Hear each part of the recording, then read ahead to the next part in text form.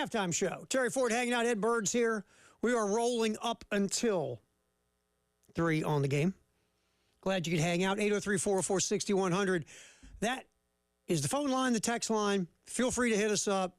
Obviously, a lot of people with a lot of opinions about the major story we got, which is the baseball opening at Carolina.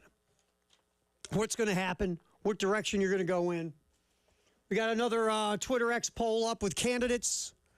Feel free to hit that up at 803-404-6100. Give us your thoughts on the text line. Our Twitter X poll, like I said, feel free to go there and put your vote in. We got 3 fresh new candidates today. We'll give you the results of yesterday, and we'll have that going on. So all that happening today here on the Halftime Show. Also, we got some college football stuff to get to. Talking season is here in college football, which means lists are here, tiers are here, all that stuff. Because, you know, guys need stuff to write about in the college football world, just like we need stuff to talk about in the college football world. So ESPN has their quarterback tiers out. We're going to take a look at that today, see where Lenore Sellers is, and things of that nature.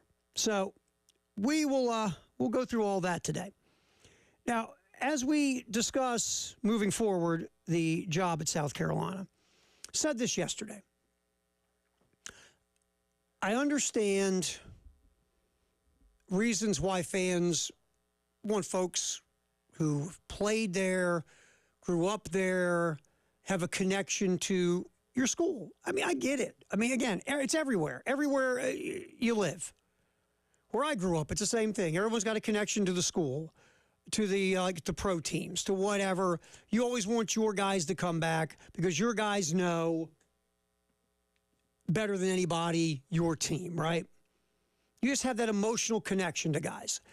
And I respect it because, again, it's like that everywhere. But I said this yesterday. Hire somebody because they're the best person for the job. You got to use your mind. You can't use your heart. You just can't. Because when you make this kind of decision, this is a gigantic decision for South Carolina baseball.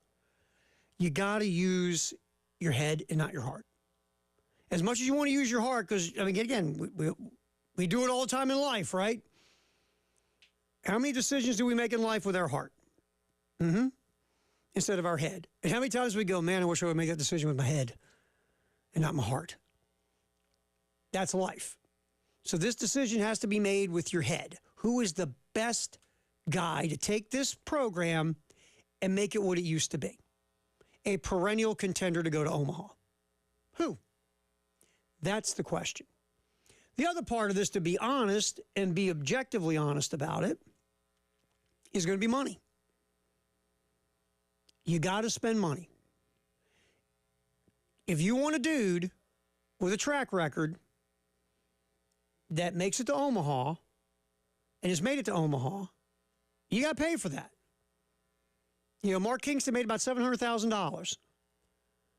You're not getting a guy with a resume who's gone to Omaha for $700,000. You're just not doing that. You got to hit the 7-figure number to get a dude. And that's just reality. And if South Carolina's not willing to spend 7 figures, they're not going to get a guy with a resume that equals trips to Omaha. You're just not. I mean, you might not even be able to get a guy who might not have been to Omaha but has been to the Supers a lot, who's been one step from Omaha multiple times. You might not get that guy either. You got to spend money. And baseball's different here. I've learned that in 3 years. Baseball is different here. The baseball program was the best in America. And now it's not. And I've talked to enough fans here, enough fans who love this program and are passionate for this program. And those fans deserve to get this program back to where it used to be. And the powers that be who are handed this service need to take it seriously and spend the money that needs to be spent to bring in the coach that's going to get this program back where it used to be for this fan base. It's just that simple. It just really is to me. And, again, Shane Beamer was hired. Shane Beamer had no head coaching experience. Obviously, a lot of coaching experience, but never been a head coach before. He was one of the lowest paid coaches in the SEC when he first took the job. Lamont Paris was a mid-major, Tennessee Chattanooga, got to the NCAA tournament once. Short resume as a head coach, bigger resume as an assistant. Came in, was the lowest paid coach in the SEC. Mark Kingston, when Mark Kingston was hired from South Florida, again, never been to a super, never been to Omaha, was an up-and-coming group of 5 mid-major coach, was one of the lowest paid coaches in the SEC. I get the idea you're hiring someone. If you take the philosophy, we're going to hire people and then pay them as they're successful, that's fine. That's your philosophy. I'm not going to criticize philosophy. Everybody's got their own philosophy. But when you take that philosophy, your failure rate's a lot higher. The more you hire proven guys who have a track record of success at a high level, the higher the percentage of you having success at a high level. Now, it's no guarantee. And yeah, you can hire an unproven assistant and they become great. Sure, you can. It happens. But the success rate for the guy with the resume is a lot higher than the unknown guy without the resume. It just is. So in this instance, I just really believe that where this program is at, and talking to the people who have loved this program for years and years and decades, who grew up here, going over and watching Carolina baseball, people who went to the school, there's such a groundswell of we want to get back to being what we used to be, a highly competitive national baseball program. And that loud vocal majority here, I think they deserve that. And money can't stop that. Again, you're not paying Tim Corbin. Tim Corbin's making over $2 million, highest paid baseball coach in America. I'm not saying you got to go there, but if you go between $1 million and $1.5 million, from everything I've heard, from people who know a heck of a lot more than me, which is a lot of people, you can get yourself a high-level baseball coach. They can get you back to where you used to be. Money can't be the thing to stop this. It can't. You can't be hiring a guy because you can't have this. Well, we want to hire the best guy we can for $800,000. Now, I just don't think that's what, in this particular situation, you can't look at it that way. I mean, everybody's got a level to a point, but you got to look at the guys, the dudes, the high-level coaches who will get you back to where you want to be, and you have a higher percentage of having that success by hiring one of those guys. There's a number, and that's a 7-figure number. Jay all the time says you can't compete in the SEC by spending like you're in Conference USA. And in this instance, you just gotta bring the checkbook. You just got to. Probably the only guy on the list that you hear about that you could get who a lot of people really love for under $1 million is Cliff Godwin at East Carolina. He's making $600,000 right now at East Carolina. If you offered him maybe $850, and he's interested, because that's debatable if he's interested, you might be able to get him. And he's been to the Supers, 4 times at East Carolina, has been on the doorstep.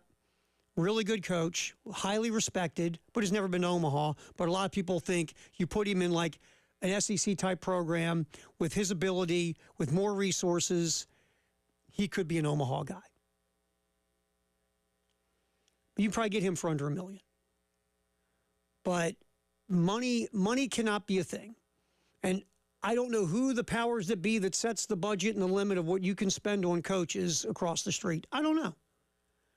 But whoever that is or whoever they are, a lot of these hires have been guys without track records who you don't have to pay a lot of money to in the beginning, But to be fair, if they are successful, you have paid them. Shane Beamer's gotten a raise. I think he's like the 11th highest paid coach in the SEC now. Still in the bottom half, but Shane's over $6 million now. Lamont Paris, I think, is like 7th or 8th in the SEC now with the raise Lamont got. I think it's at the top of my head 3.6. So yes, South Carolina, to their credit, once you come in and you prove you can be successful, you do get a raise. We've seen it with those 2 occasions. But this time, you don't want to bring in an unproven guy to prove he can win and then you give him a raise. You need a proven commodity. Because baseball here is just different than, football or men's basketball. Now, women's basketball, Dawn Staley, second highest paid women's coach in the country. Tied with Gino Auriemma at UConn behind Kim Mulkey at LSU. So Dawn's getting hers for what she's done. So again, applaud for the folks at South Carolina for giving the best coach or one of the 3 best coaches in America compensation that she deserves. But this one, I just don't feel like this is let's hire the up-and-comer guy, and if he can prove he's what we hope he can be, then we'll give him a raise.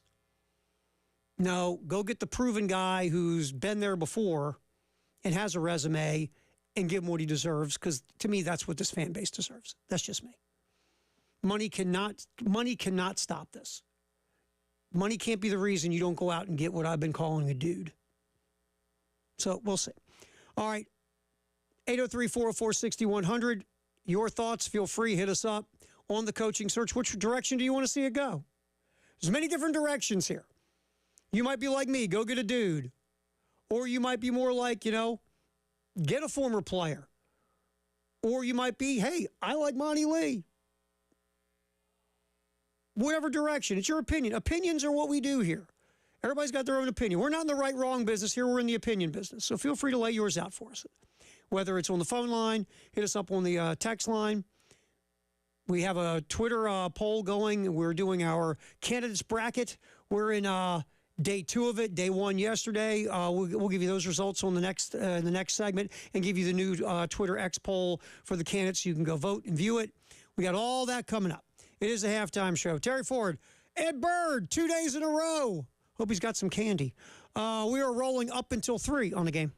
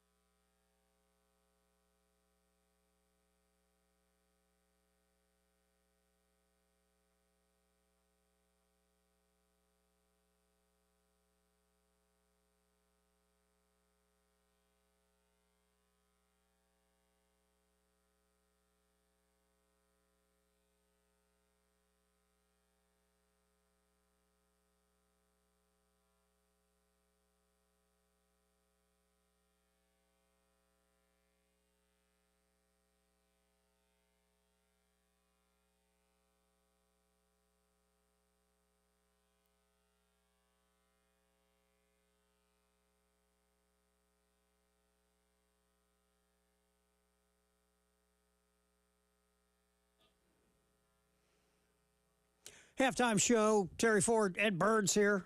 We're rolling this baby up until 3 on the game. Appreciate you hanging out, whether you're in Columbia, Florence, Myrtle Beach, wherever. Thank you for, I would say, punching us up, but people listen on phones and all sorts of stuff now.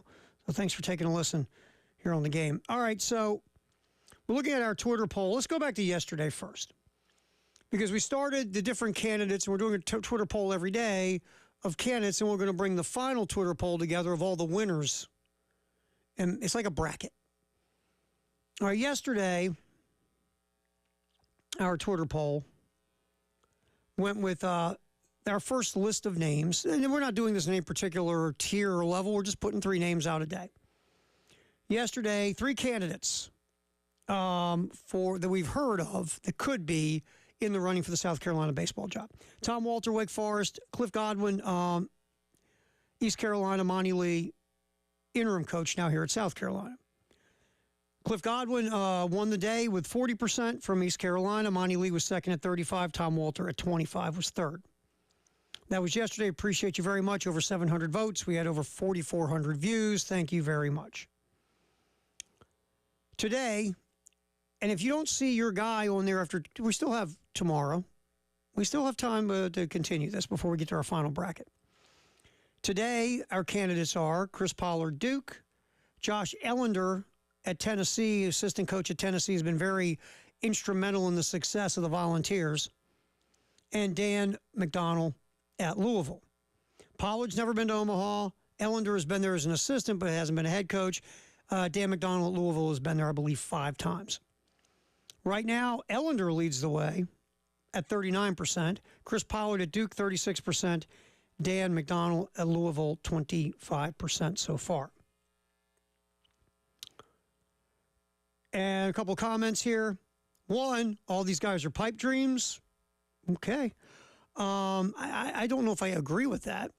I think like Dan McDonnell would be open to leaving Louisville. He's very frustrated with the NIL situation there, frustrated with the administration's lack of commitment to baseball. And, we were talking to Drew Diener from,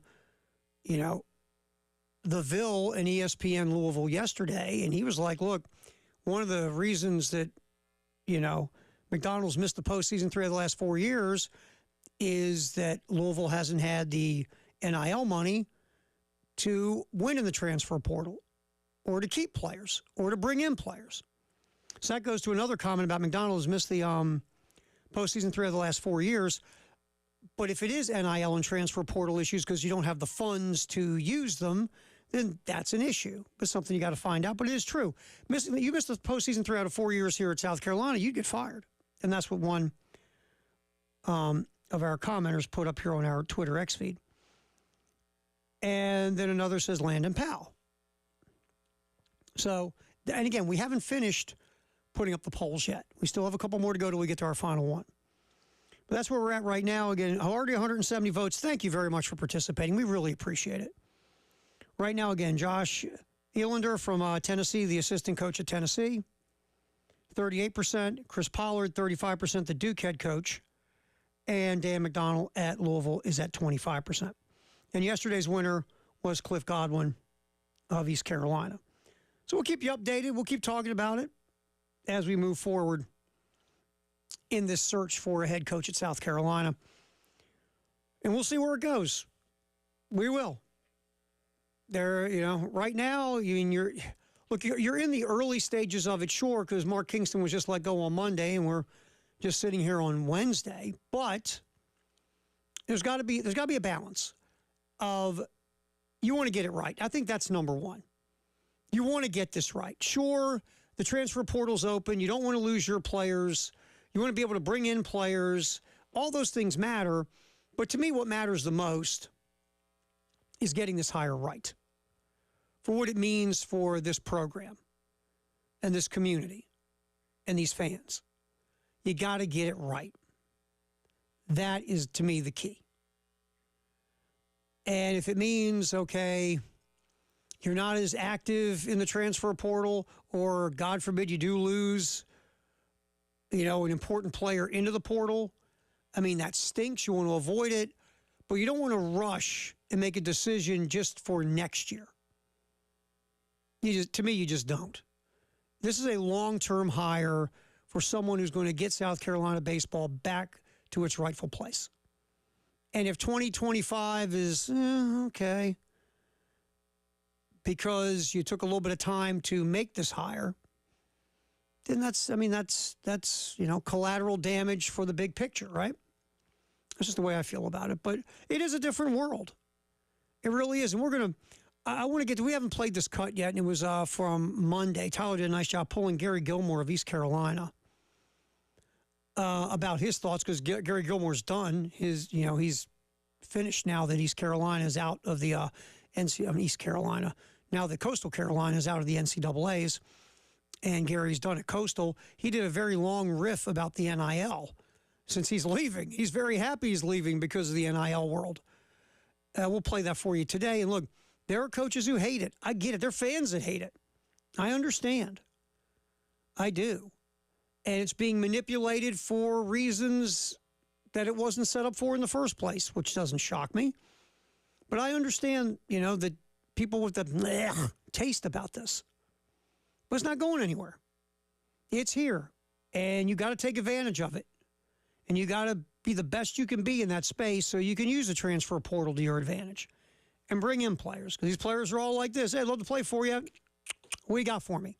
I know that makes people sick. I know. They're not used to that from college athletes. College athletes have agents, advisors, or way too intense over-the-top parents that are now focused on the financial part of this. But you just got to understand this is the cost of doing business now, and some coaches don't want to stay and deal with it. They don't. And you know what? If you can look in the mirror and go, it's not for me, and get out, I give you props for understanding this just isn't your deal. But if you're going to stay and coach on a collegiate level, especially in sports that matter, NIL's the thing. It just is. You got to have it to get players through the portal. You got to have it to keep players so they don't go off and get better NIL deals with other folks. Just got to swallow hard, man. Sort of like that crappy medicine you took when you were a kid that was going to make you feel better but tasted like bleh, raccoon butt. That's what NIL is. Because this organization, the NCAA, had been, breaking antitrust laws for years. That's over. So, that's just the reality of it. And you've got to roll with it, and you got to make the most of it. And you got to put your program has got to be in a competitive space. So, all right, we'll get back in here. Okay, get some sound. Talking about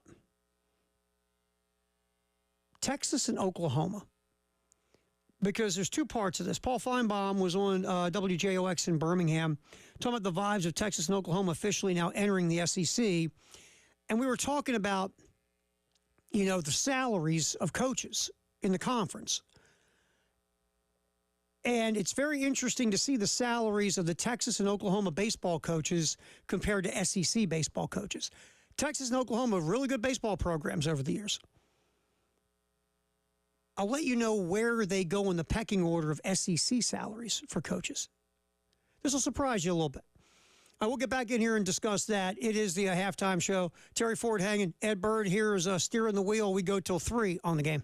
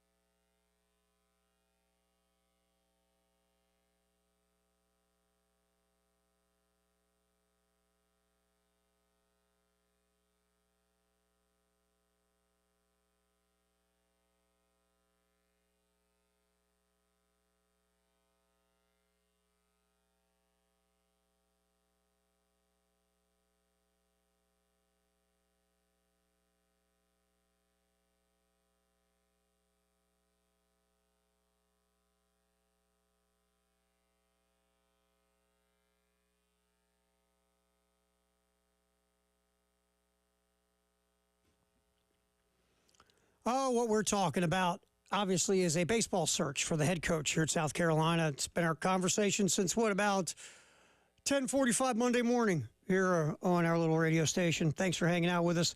Don't forget, you can listen to us, obviously, here in Columbia at 107.5 The Game, Myrtle Beach, 100.3 The Game, Florence, 100.5 The Game. Also, Game TV, powered by Integrated Media, and sponsored by Shepherd's Glass. You just go to @thegametv /radio and on YouTube, and you can pop us up. Also, you can download the 107.5 The Game app and listen to us on your phone anywhere you go. Now, we always get I'm going to get to the thing I was going to bring up with Oklahoma and Texas and how they pay their coaches compared to the SEC in a minute, but saw this real quick. It got to my attention on text line. And someone said, I guess we were opening up the show, and they were talking about, I thought you were going to discuss Monty Lee. Now, I don't remember ever saying that in the beginning, opening riff of the show. I was concentrating on, you got to pay for quality. You got to pay for a dude.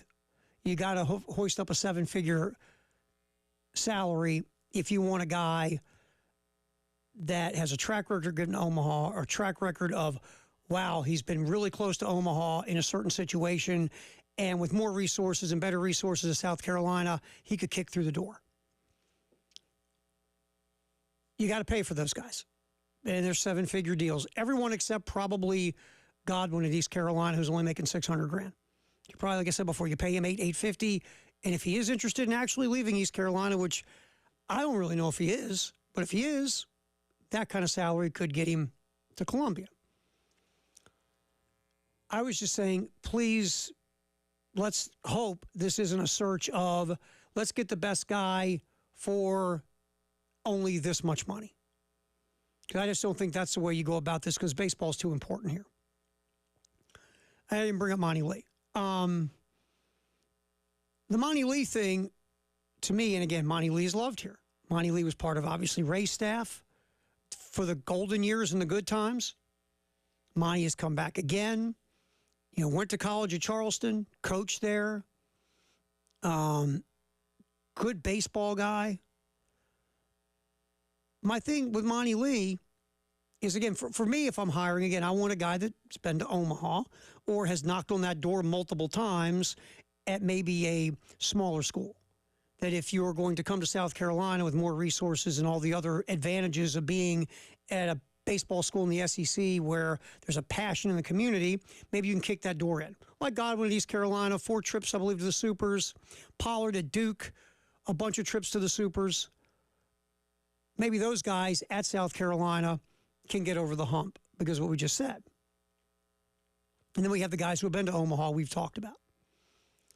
Like Walter, McDonald, guys like that. With Monty Lee, Monty Lee's resume, he had, 650 winning percentage in his career. Been to the NCAAs, I believe, 8 out of 13 years. Those things are great. And if you hire a Monty Lee, you're going to have winning records. You're going to get to the NCAAs. Monty's only been to 1 Super in 13 full seasons. That resume doesn't stack to the others that we're talking about. Now, again, if Ray Tanner hires Monty Lee and moves him up, I hope it's because he truly believes that a third time's a charm for Monty. And that at South Carolina, he'll be the right fit to get this program back to what it used to be. I truly hope that's the reason. I hope the reason isn't because you can pay him less than the others. Or, well, he was on my staff. I love him. Or because, he has spent, obviously, a ton of time in the state of South Carolina. All those things are great, but at the end of the day, again, you got to hire the best guy for the job. And if Ray thinks Monty Lee truly is the best guy for the job to bring South Carolina back to who they used to be, despite a resume that isn't as good as the others, when it comes to getting to Omaha, and again, if you think third time's a charm, do it. You just better be right. Because the other guys have a lower percentage of not getting there than Monty's resume would say. That's all. But if you think so, Ray, you know more baseball than me, bud. So if that's what you believe and you hire Monty, I truly hope it works. I do. So we'll see. We'll see where that goes. Bomani obviously is a candidate for this job. We've gone over other guys who are candidates for this job. I just don't want to see this job go to someone who will fit paying them less or paying, we can get that guy for less, let's hire that guy. I just think this one's too important, man. That's just the way I feel about this one. So we'll see. We shall see. All right. We were talking about Texas and Oklahoma. This was interesting to me. I saw it earlier today when I was just doing some perusing about, the salaries of coaches in the SEC when it comes to baseball. And we've gone over those here in the last few days. Obviously, the highest paid coach in the country is Tim Corbin, making about $2.5 million. Kevin O'Sullivan's making $1.75 at Florida. Jay Johnson at LSU, $1.65. Mike Bianco at Ole Miss is $1.62. They are the top four. Number 5, Tony Vitello, $1.5 at Tennessee. A&M's Jim Schlossnagle, $1.46. Dave Van Horn, $1.4 at Arkansas. Chris Lemonis, $1.3 at Mississippi State. And Butch Thompson at Auburn is $1.275. Most of the league is over $1 million. Going into the year, 5 programs were paying under $1 million for their coaches. Carrick Johnson, brand new coach at Missouri, $675,000. Coach Kingston was at $700,000 at South Carolina. Wes Johnson at Georgia, first-year head coach, was a little bit over $7.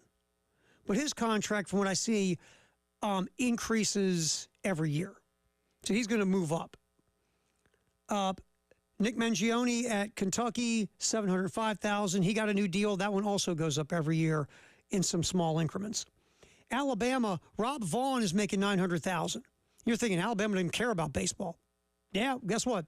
They're paying their new guy $900,000, which is double his salary when he was at Maryland. Those are the guys making under $1 million. And the rest of the league makes over. Now, where do the Oklahoma and Texas crew come in on this thing? David Pierce is the head coach of Texas. I mean, they're not what they used to be in the past, like in the Gustafson days. But Texas has been to Omaha multiple times with Pierce. Oklahoma's got Skip Johnson. They recently were in Omaha. All right, Pierce, if you look at his salary, is $1.2 million, which would put him right below Butch Thompson in the SEC, the bottom half of the league. Skip Johnson is making $775,000 at Oklahoma, which would put him as the 5th lowest paid coach in the SEC. Pierce would be 7th lowest paid. Johnson would be 5th. But they are the 2 highest paid coaches in the Big 12. Again, that's just the point of the SEC. You got to pay. You want to play in the SEC. You want to run with the big dogs in the SEC. You got to bring your ATM card. You just do. So we'll see how all that goes with coaching compensation in general in the SEC for Oklahoma, Texas, especially as it pertains to baseball, because those are programs that have been good baseball programs. In Texas's case, at one point, the best baseball program in America. And there's talk that Pierce might be on the hot seat in Austin. So it's very interesting first of all, where they would land in the SEC right now and in comparison to where they were in the Big 12. That was kind of interesting. All right, 803-404-6100, our Firehouse Sub text. The hour is coming up, and we're going to hit some more on the text line. Obviously, a lot of the conversation will be the search for the new South Carolina head baseball coach. Also, we'll spin back to our Twitter X poll, see how that's going as we do candidate bracket day 2. That's coming up as well. Hey, by the way, the craft beer card is back. You can spend $30 a brewery, 12 craft beer locations, 30 times 12, they tell me, equals $360. That's a $360 value. You only get it for $79. You just go to 1075thegame.com, click on Sweet Deals, then you'll see the beer card. You click on that, purchase it, and go get them. Matter of fact, Elijah will help you drink away your craft beer card. He will volunteer. He'll be your craft beer buddy. And he will go from craft beer location to craft beer location with you to help you drink away your craft beer card. All right, Firehouse Sub text the hour next at 803-404-6100 and a peek at our Twitter X poll as well. It's a halftime show. Terry Ford, Ed Bird's here. We're cooking till 3 on the game.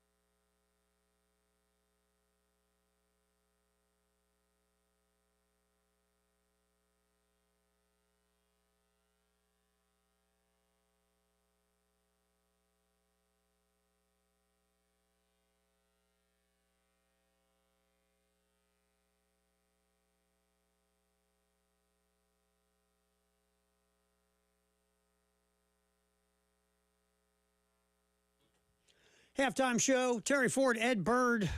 Tyler Head will be back with us next week because tomorrow, Friday, Monday, Tuesday, he's going to be hanging out with Preston and Jen, filling in for Bill as Bill takes, I think it's a cruise. Yeah, with the whole family. It's a cruise like with himself, the kids, his dad, some of his family, I guess some other extended family. It's a thing, man. It's a thing. So hopefully Bill enjoys his cruise. I've never been on a full-blown cruise, like the Love Boat kind of cruise or the Carnival big week-long cruise. I did a mini cruise.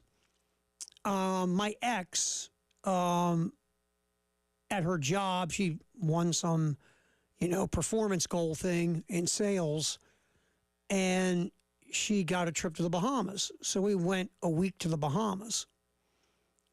And we took a cruise from Miami, to a cruise ship from Miami to the Bahamas.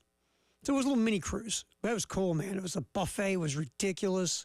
You sit back and chilled for a little while as you cruised off from Miami to the Bahamas. That was fun. I was digging that. That was a fun trip. I remember that because back then is when I had my long hair and earrings. And I remember guys trying to sell me drugs. They're like, hey, man, you got long hair. You want drugs? And I remember people trying to sell me condos. The timeshare. That was the memories of my trips to the Bahamas. It was fun, though. I had a great time. But, so, Gunner, enjoy yourself, my friend. Tyler will be filling in for Bill for the next so many days, and he'll be back with us next Wednesday. All right, Firehouse Sub text of the hour.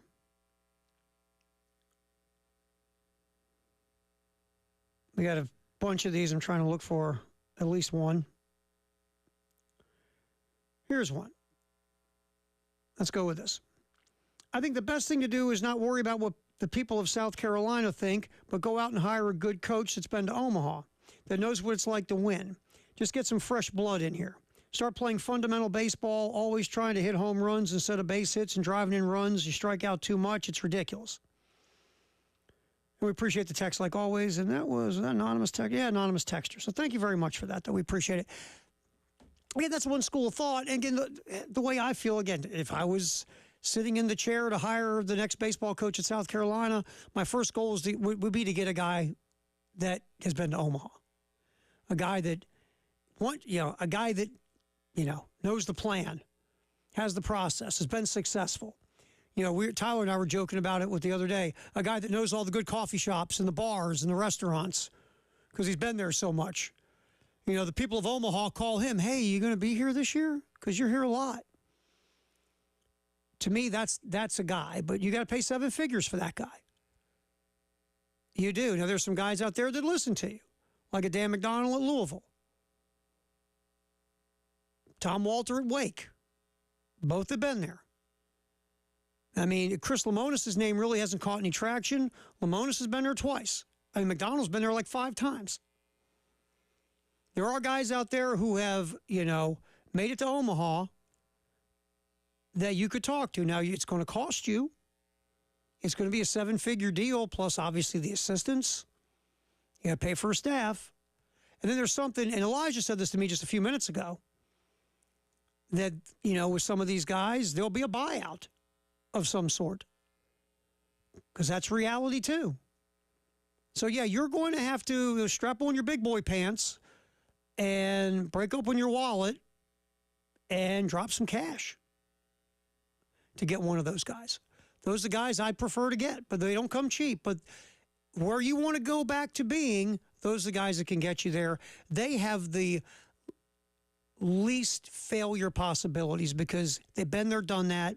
They know how to get there, and they've gotten there. Now, again, is it a 100% guarantee? Of course not.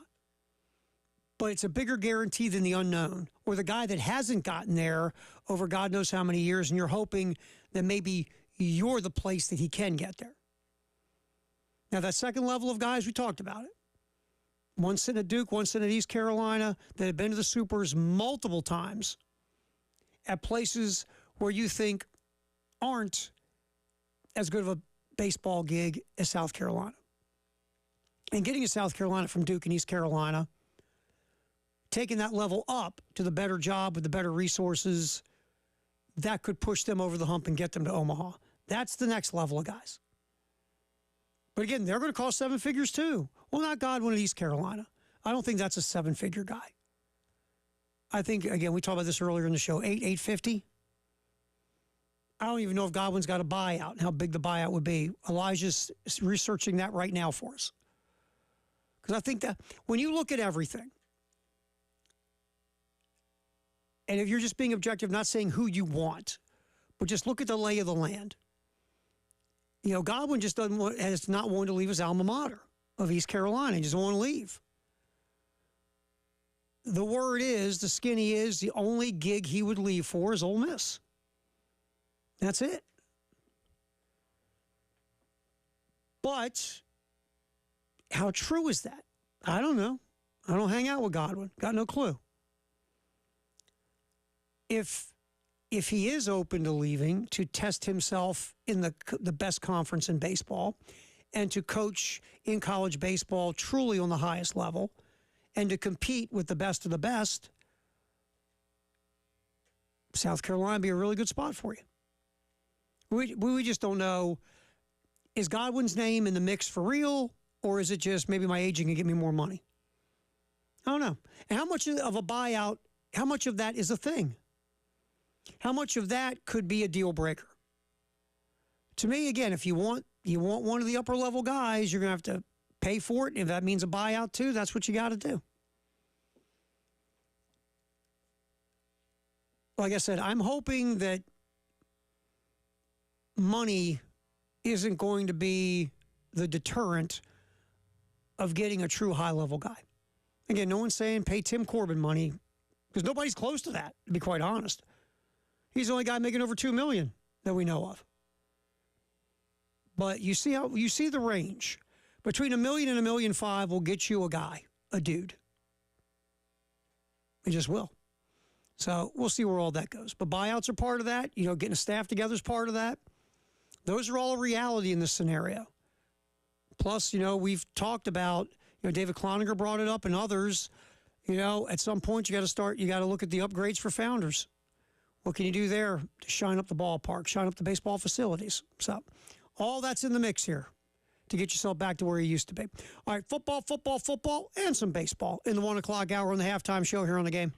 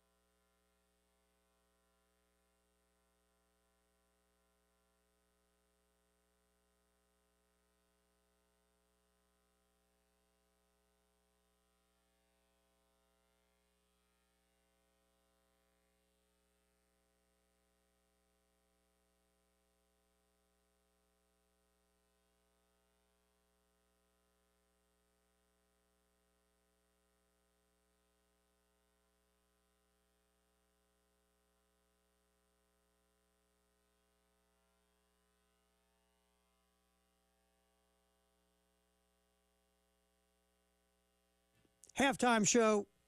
Terry Ford hanging out with you. Ed Bird is here.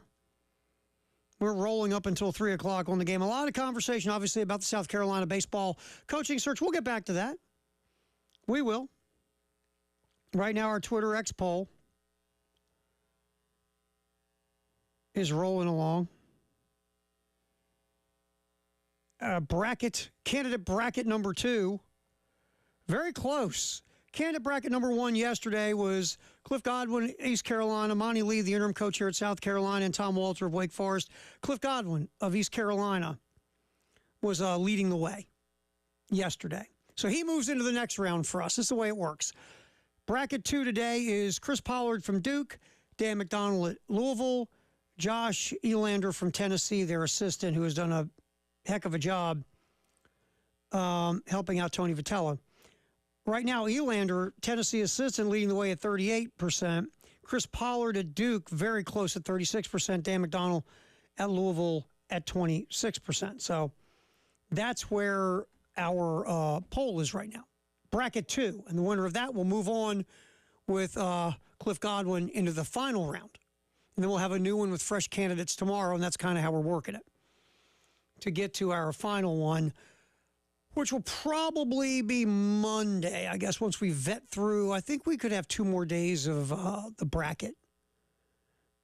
And then we'll get to Monday. And we got to add it up again. Because that's what, if we do third day is 9 candidates, 4 days would be 12. We'll see.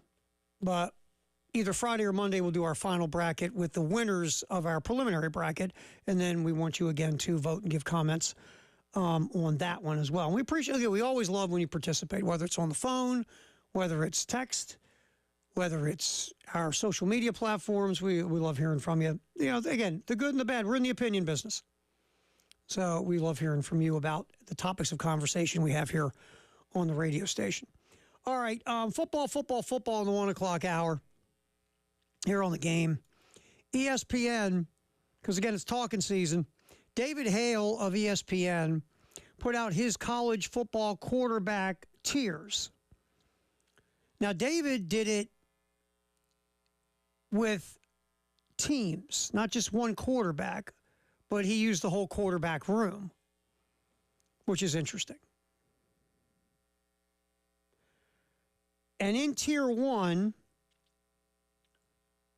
he has Alabama's Jalen Milroe, Georgia's Carson Beck, Oregon's Dylan Gabriel, Texas's Quinn Ewers, but he's using the quarterback room. Like at Alabama, he's got Jalen Milroe and Ty Simpson. Georgia's Carson Beck, Jaden Rashada, Gunnar Stockton. At Oregon, it's Dylan Gabriel and Dante Moore. At Texas, it's Quinn Ewers and Arch Manning. And if you look at the backup quarterbacks in all these rooms, you got 4- and 5-star dudes everywhere. And Simpson, Rashada, Stockton, Moore, and Manning. Remember, Ty Simpson was a 5-star, did play at a lower level in high school, I believe, was it Tennessee? But Ty Simpson, even though a 5-star, is a guy that did play on a lower classification in high school, and a lot of folks says he needs some time to develop. Jaden Rashada, you know the story. Was going to go to Miami, then was going to go to Florida. Now he's suing Florida for the NIL situation, went to Arizona State, and now he's at Georgia. Gunnar Stockton, highly touted coming out of high school.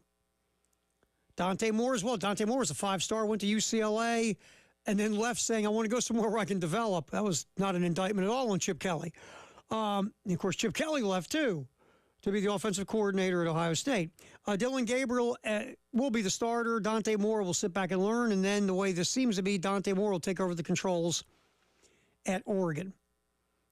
Quinn Ewers, nice year at Texas last season. Ewers ironed out some of the rough patches that he had his first year as a starter. Quinn Ewers is really good. And Ewers is coming back for year 3 because he wants to up his NFL draft stock. Arch Manning, a lot of people thought Ewers would go to the NFL and Arch Manning would get the gig. Arch Manning had that stupid spring game where he threw for like, what, I think 500 million yards. And there are folks at Texas who already want to start a quarterback controversy, and there's just not one. Unless Ewers just really struggles, and then all of a sudden Arch Manning would take over. You know, sort of like what happened in Oklahoma back in the day. So that's the Tier 1 crew. Cream of a questionable crop. And also, let me say this, in starting of this, David Hale said this is a strange year for quarterbacks in college football. In 2023, Caleb Williams and Drake May headlined our annual tier rankings, which came as no surprise. One had a Heisman Trophy, the other was projected top 5 NFL draft pick. They were established stars with real cachet, even among casual college football fans. Before that, you had Bryce Young and C.J. Stroud. Before them, Stetson Bennett. Before them, Justin Fields, Trevor Lawrence. Then you had Tua Tagovailoa, Lamar Jackson, Baker Mayfield, Deshaun Watson, Marcus Mariota, Jameis Winston, Johnny Manziel. Since 2012, there's only been one other season that didn't open with at least 2 quarterbacks who finished in the top 10 in Heisman balloting or won a national championship the previous year. One year was COVID, and this year's the other one.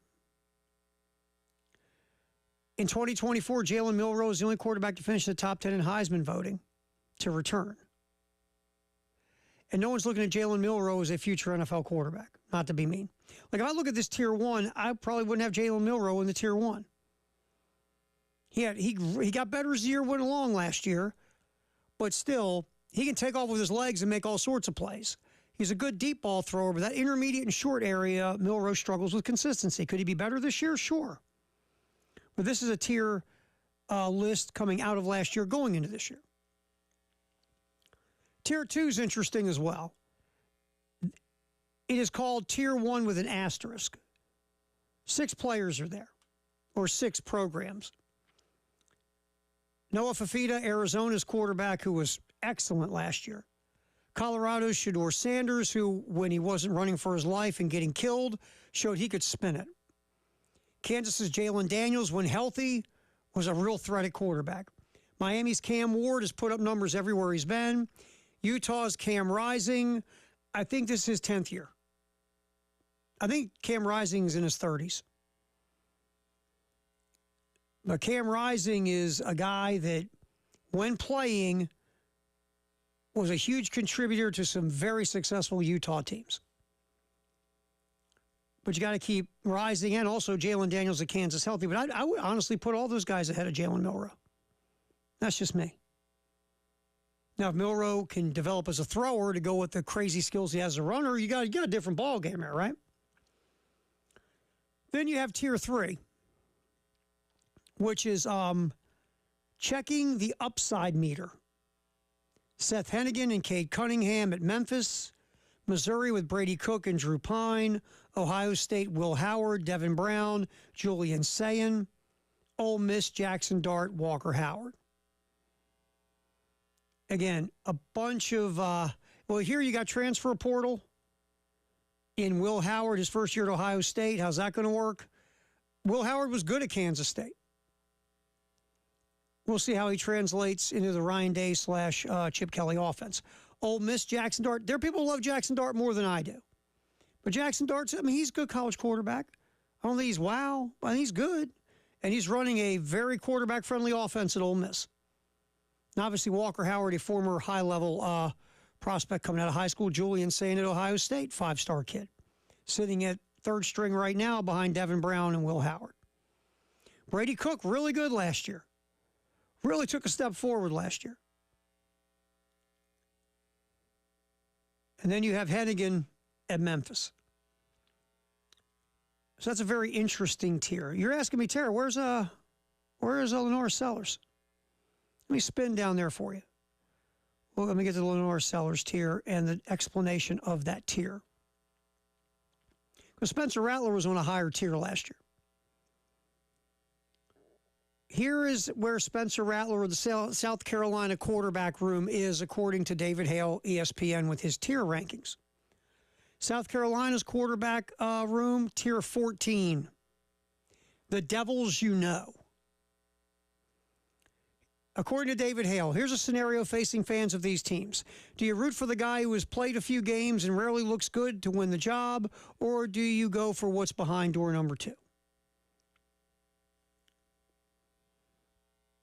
So basically, South Carolina, the unknown obviously is Lenore Sellers. The devil you do know, the description we read, the scenario where do you root for the guy who's played a few games and rarely look good to win the job, or do you go what's behind door number 2? On one hand, you could probably do worse than Robbie Ashford or Sorsby or Gulbranson. On the other hand, you could do a lot better. South Carolina, the unknown is Lenora Sellers. The backup who has played and really hasn't looked that great is Robbie Ashford. Then you have Davis Bevel, who did start a game in Oklahoma. So the devil you do know, obviously, is Robbie Ashford. And Robbie Ashford can run all over the place, make plays with his legs. He just consistently can't throw the football accurately. Lenora Sellers, the little taste and bits we saw, very tantalizing, right? It's like when you get that flight. You go, we'll go craft beer since we have craft beer cards. You get that flight of craft beer. They're tantalizing when you taste them. Now you want a whole one. And that's kind of Lenora Sellers. We think that there's huge upside potential and high ceiling with this guy. We just haven't seen him do it as a starter in the SEC.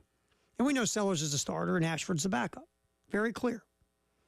But all these situations, Cincinnati, Minnesota, UCLA, Oregon State, it's just you're seeing guys who have had opportunities, didn't wow a lot of folks,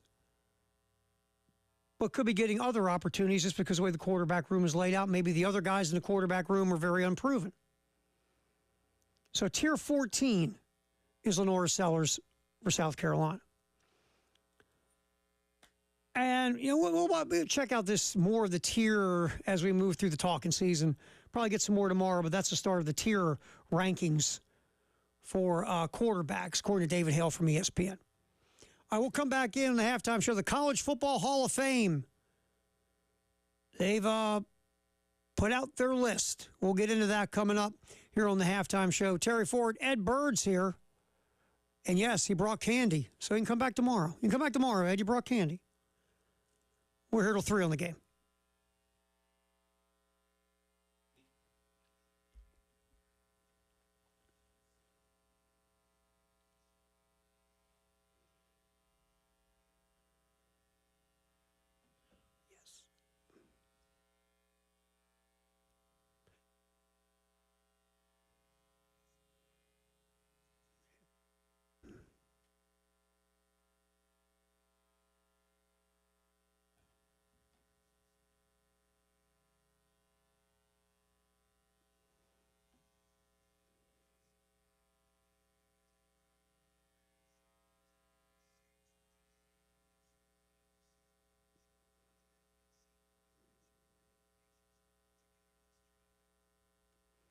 Totally my bad. Coming up, we're going to give you a taste of the Ja'Kai Moore interview yesterday. It was done by Wes and Chris on Gamecocks-Potential. That's coming up. I'm going to re-rack that for you in a minute. All right, 803-875-MENS. That's the number for the Men's Clinic of South Carolina. Look, I know, guys, we're uncomfortable. We don't like to have conversations about things doing with us. We feel like, you know, it's personal or we're not manly enough. We can't take care of our own business. But, hey, maybe you're not sleeping right anymore. You have no drive in life. Your workouts stink. You feel weaker. You can't remember stuff. It could just be low testosterone. One way to find out, make that call to 803-875-MENS. Talk to Dr. Dan and the staff. Go in for a free consultation. It's confidential. Tell them your story. If they think it could be low T, what they're going to do is do some lab work. If it comes back low testosterone, they'll put you on a personalized program just for you to get you back to feeling like you again. 803-875-MENS, Men's Clinic of South Carolina.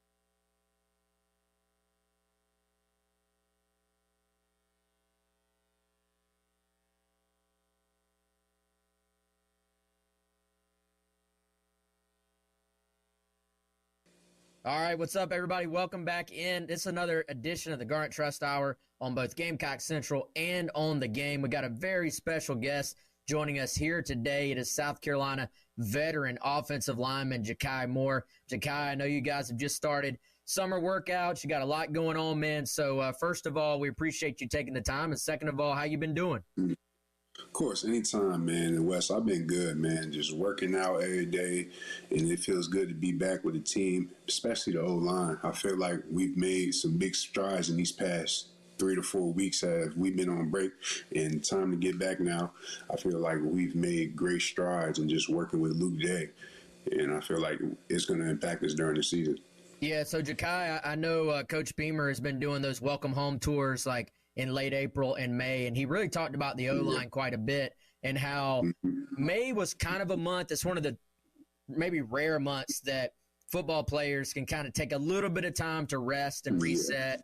And he said he kind of encourages you guys to do so, but he also said there were several players that thought it was important to stick around Columbia a little bit, to still use the facilities, use the weight room, kind of on a voluntary basis. So he mentioned you and Vershawn Lee kind of being leaders among that group. So how impactful do you think it could be for several of you guys that you kind of maybe got in those few extra weeks of work in the weight program to let you just hit the ground running in the summer program?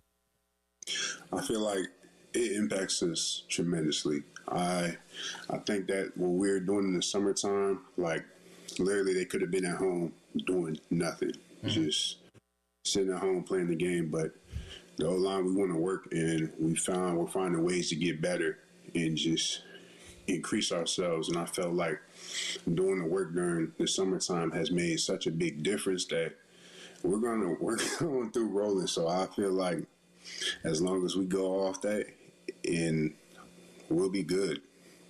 For sure, man. And kind of speaking to that leadership piece, I know that, like I said a second ago, Beamer specifically mentioned V. Lee and you and just said, these are veteran guys that have kind of taken ownership of this group. So, one, I'm sure as a player, it's good to hear your coach notice that and mention that. But for you personally, do you feel like you have made a concerted effort to take on a bigger leadership role this offseason? Yes, I have actually feel like I've made time to just sit there and try to play with my teammates, man, hang out with them and have a good time, man. So, I have a Nintendo Switch over here, and shoot, I'll tell the boys, shoot, y'all can come over, play Switch, and we'll just have a good time and cool and just hang out. And, I feel like that's different from last year into this year. I feel like we're making more engagements with each other and just trying to hang out. And those are little things that go a long way, just asking somebody what you're doing. If y'all want to go work out, do y'all want to go play the game? Just doing little stuff like that, even going to eat and stuff. So I feel like we made such a stride going that way. Man, sky's the limit, man. So we actually had an interview with Torricelli Simpkins III a couple of weeks ago, and he was just talking about how I think you had invited him over to play the game, and just how just welcoming, because it's kind of interesting in college football today. You got the returners like yourself, you got the young bucks, the freshmen that have come in, they're trying to get acclimated. Then you got the transfers who are closer to your age, but they're still new to South Carolina. So how do you feel like this group has been able to sort of start to come together, even though y'all are all coming from different ways of life, different former schools, and just kind of coming from everywhere? Well, one thing I'll say, Wes, is we enjoy being around each other.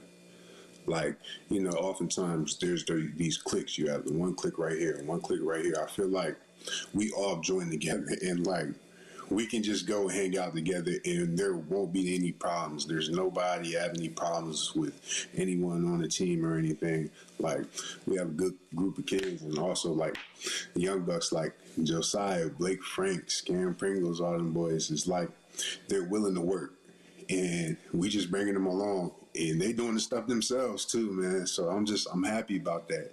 They're taking ownership up too and just doing it themselves. For sure, man. So I wanted to ask you, Ja'Kai, in today's college football world, 2024, obviously the transfer portal is very active, and there's nothing wrong with hitting the portal if that's what somebody wants to do. But what was it about just South Carolina and your own sort of personal goals and just your plans for life moving forward that made you want to use this extra year of eligibility to come back and continue at South Carolina versus exploring elsewhere or whatever other options you could have possibly had? What has it been about South Carolina that made you make that decision for yourself? First off, I'll say Coach Teasy, man. That's my dog, man. And like, he's been there with me through everything.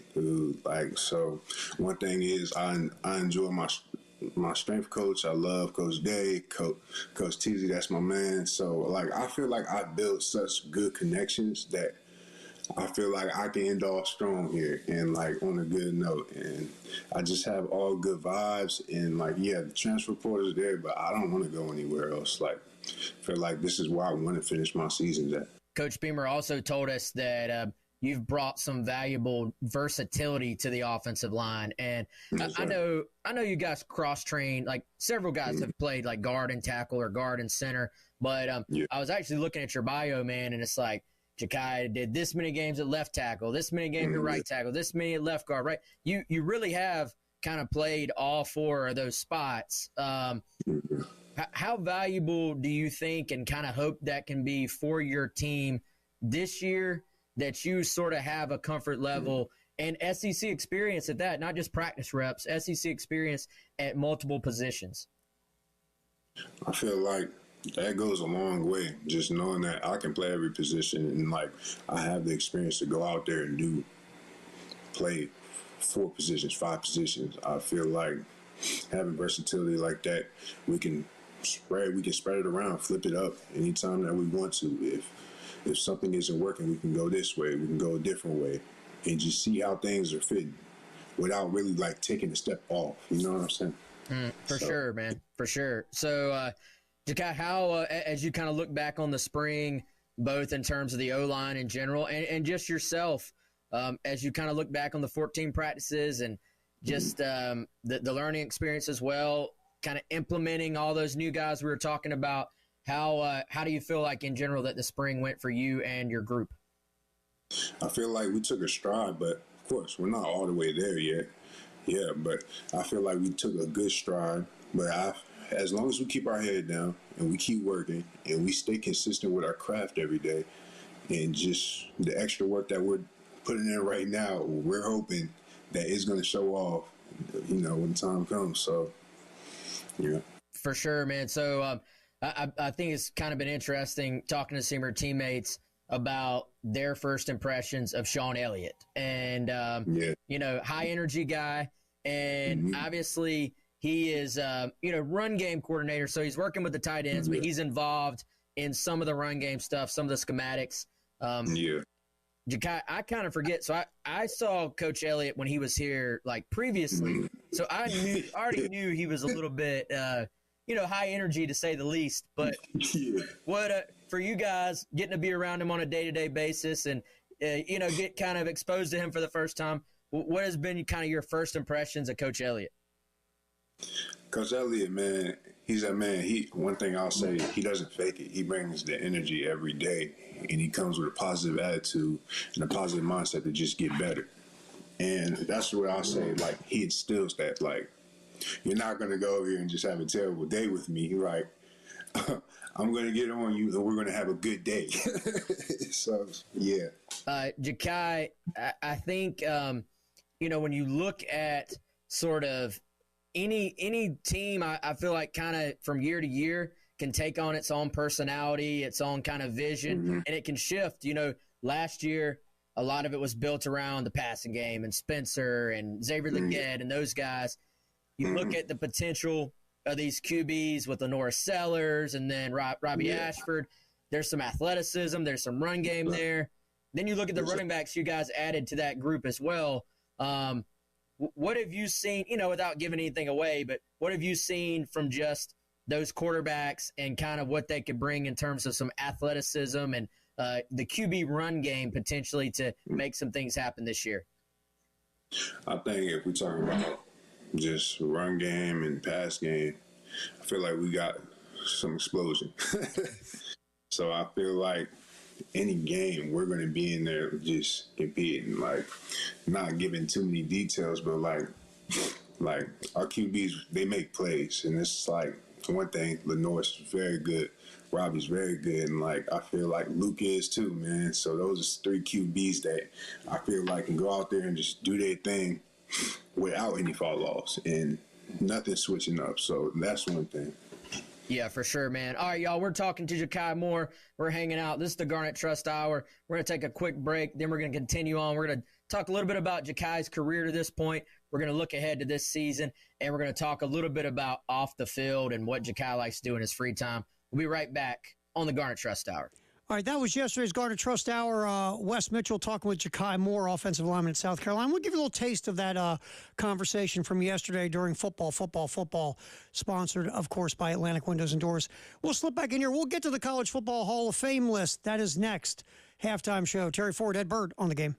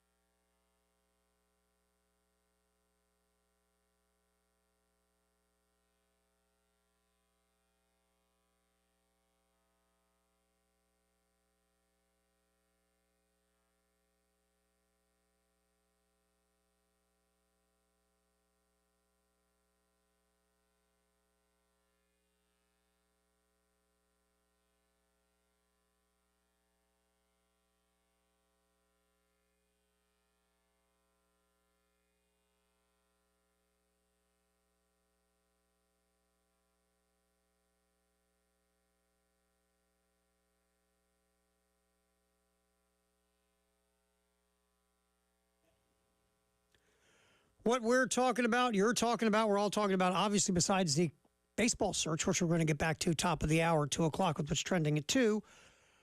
We're talking football in the 1 o'clock hour, sponsored by Atlantic Windows and Doors.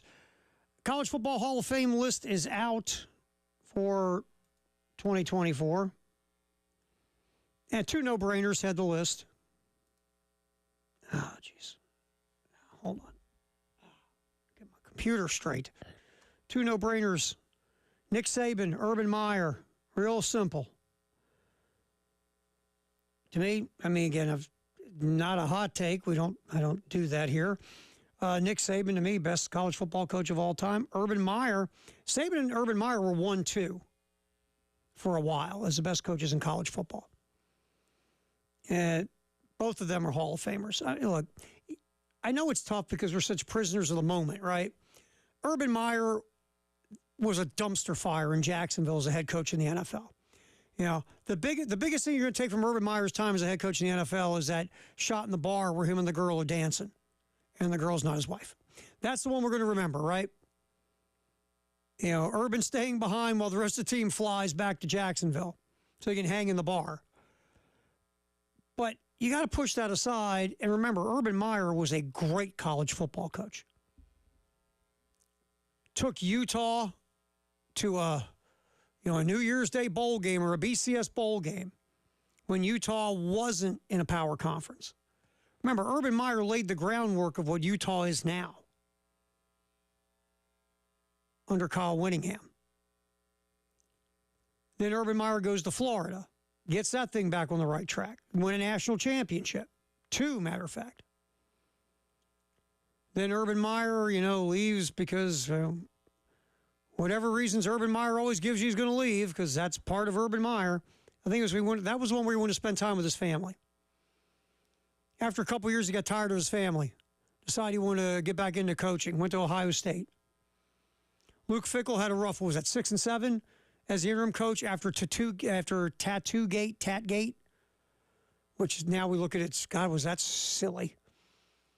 But Myers showed up, ended up winning a national championship at Ohio State. Again, a great college football coach was Urban Meyer. So Urban Meyer and Nick Saban had the list. Also, Aaron Donald was big-time defensive lineman at Pitt before he became a Hall of Fame defensive lineman in the NFL with the Rams. Other first ballot folks, 2012 Heisman Trophy runner-up Manti Te'o. Let me say that again because we've forgotten that. 2012 Heisman Trophy runner-up Manti Te'o. We remember Manti Te'o from getting catfished, right? Yeah, the fake girlfriend. There was really some guy. But Manti Te'o was a hell of a college football player. And again, we've got to judge on what you did as a player and not all the other stuff. 2009 Heisman Trophy winner Mark Ingram from Alabama, former Cal wide receiver Deshaun Jackson. So that's your list. Holdovers from last year's ballot, Michael Vick at Virginia Tech, former Syracuse wide receiver Marvin Harrison, the late Sean Taylor, DB at Miami. The thing with Michael Vick, man, that redshirt freshman year was special, wasn't it? But then he was around one more year and he took off to the NFL. So if you look at the totality of a college career, he doesn't have that, wide body of work. But that 1 year was electrifying. Virginia Tech played for the national championship, lost to Florida State. I'll never forget watching Michael Vick that year. I'm like, oh, my God. This guy's just special. Just special.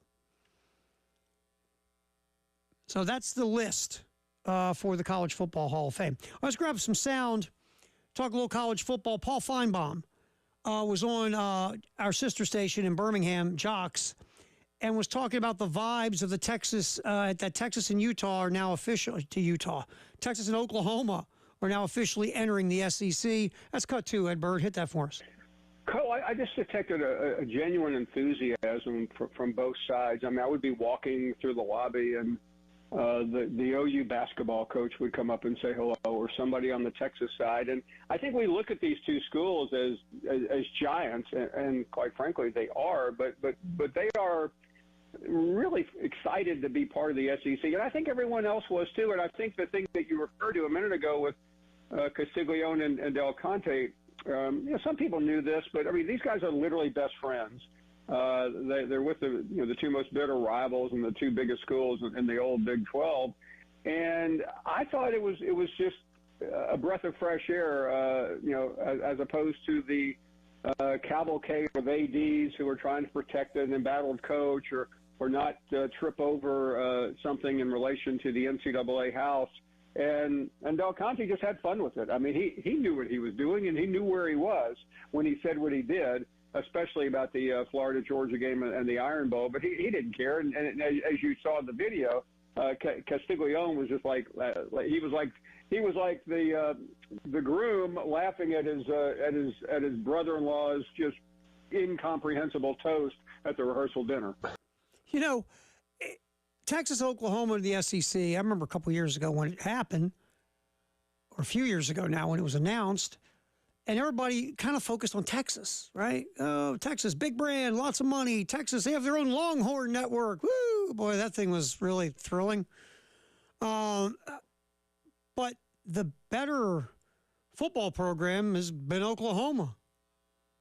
The better basketball program has been Oklahoma.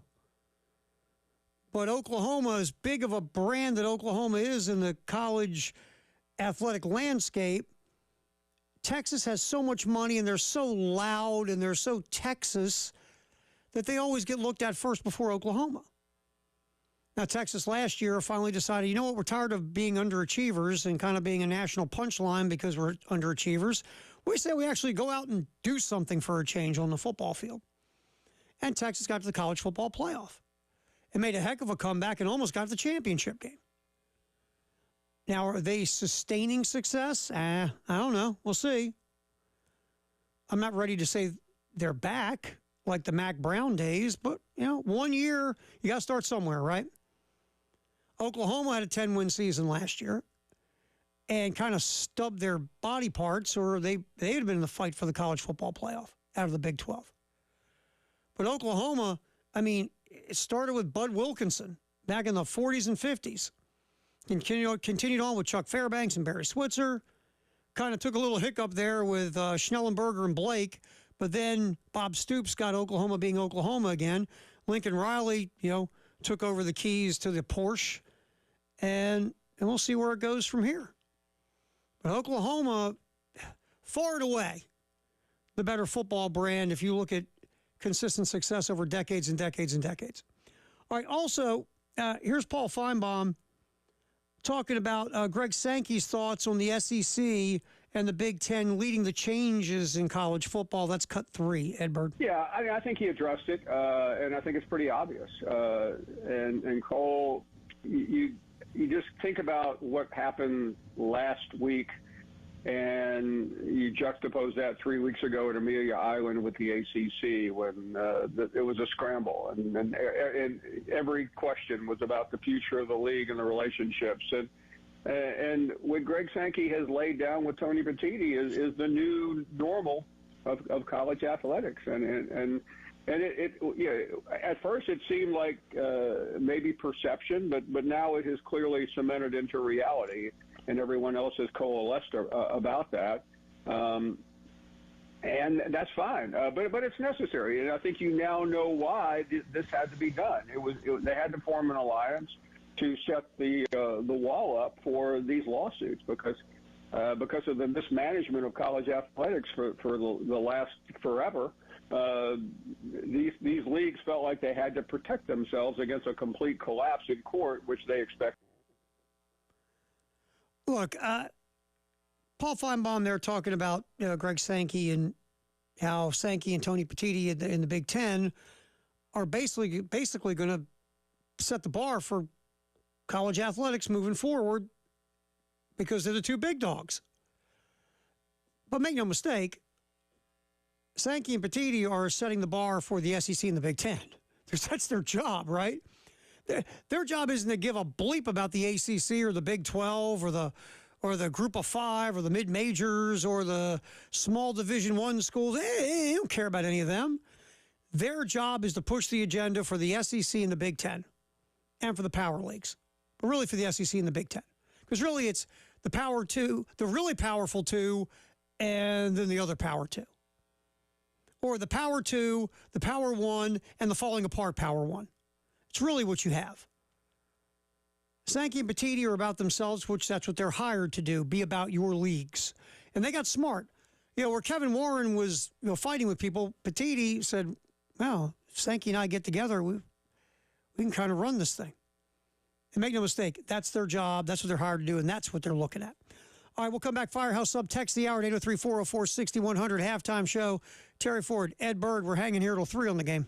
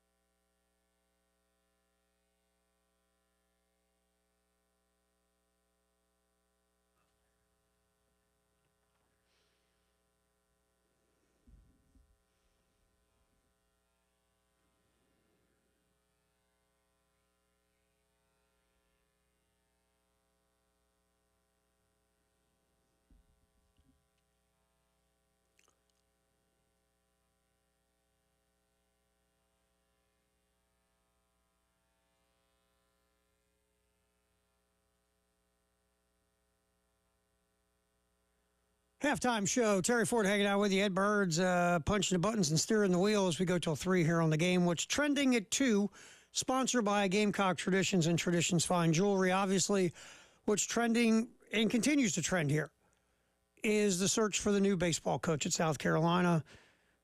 Really, no new rumblings at this point. We've been talking about candidates since Monday morning, late Monday morning. What direction will it go? The consistent names that you do hear, I've heard a lot of Cliff Godwin at East Carolina, and Godwin has got an excellent record at East Carolina. Been like 4 supers, hasn't made it to Omaha yet. He's knocked on the door, makes about $600,000. So, you probably had to go $800, $850 to get him. Heard his name a bunch. Manny Lee's gotten traction as the interim head coach at South Carolina. There's been word about that. Word that, Tom Walter's name's in the mix from Wake Forest. Other rumblings, but nothing concrete where you go, okay, that's a rumor for real here. Nothing there yet. And like I say, whichever direction you go, you have to hire the guy that you believe will start getting you back to who you used to be. It's just plain and simple. A decision not made with your heart, but made with your head. And you've got to pay. You got to pay.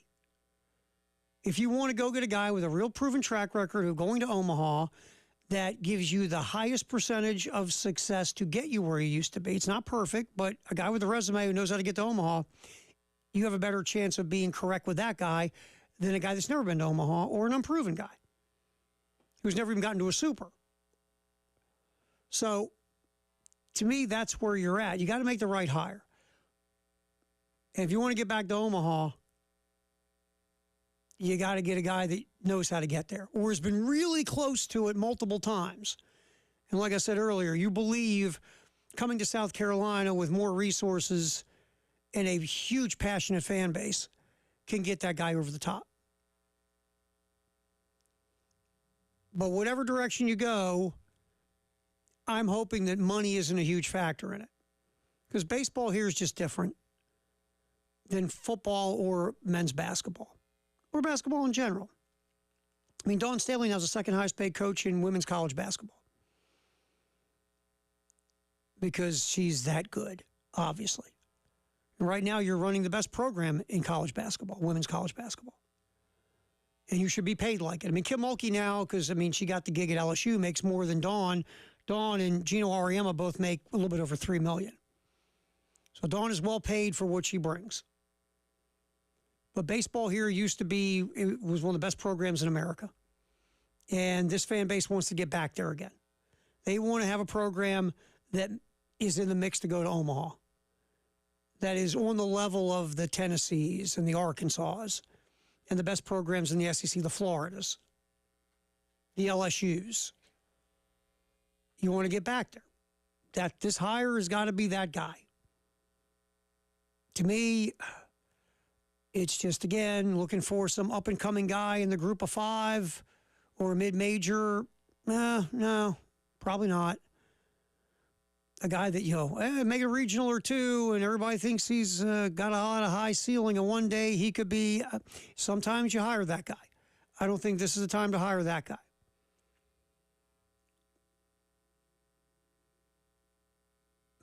Hiring someone, we talked about this before, just because your heart wants to hire them, whether, they've coached for you, they've worked for you, they're from here, all those things are great and wonderful, but can that person get you back to Omaha? And if you think so and you hire them, I hope you're right. It's that simple. But no new, rumors that are really juicy at this time yet. The search obviously is going on, and we'll find out where it goes. And like I said before, whoever is setting the budget for this, I hope money isn't the reason you can't hire someone. Just saying. All right, we have our Twitter X poll going on 107.5 The Game on Twitter X. Yesterday, it was Tom Walter from Wake Forest, Cliff Godwin, East Carolina, Monty Lee, the interim coach right now at South Carolina. The vote went to Cliff Godwin, East Carolina, 40%. Thank you again, 709 votes, so 4,500 folks viewed the poll. Thank you for a lot of great interaction. Today, 257 votes are in. Still have plenty of time. We only started this like 2.5 hours ago. We've already gotten close to 2,000 views on it. Chris Pollard at Duke, Dan McDonald at Louisville, Josh Elander, Tennessee. Pollard, head coach at Duke, has done phenomenal things with the Blue Devil program that talk about dead in the water for over a half a century. Right now, Pollard sitting at 37%, Elander 38%, McDonald 25%. Firehouse Subtext, the hour will be coming up as well. Next hour, I didn't even get to it. We're too busy yapping. And we've got What's Trending at 2 coming up next.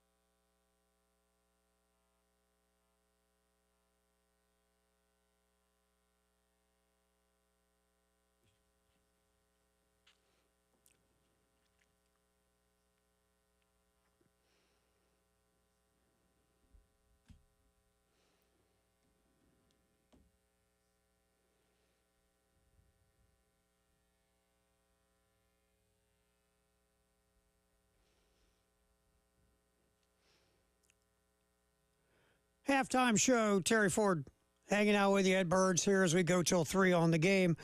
What's trending at 2, sponsored by Traditions Fine Jewelry and Gamecock Traditions. I want to roll that into the Firehouse subtext of the hour.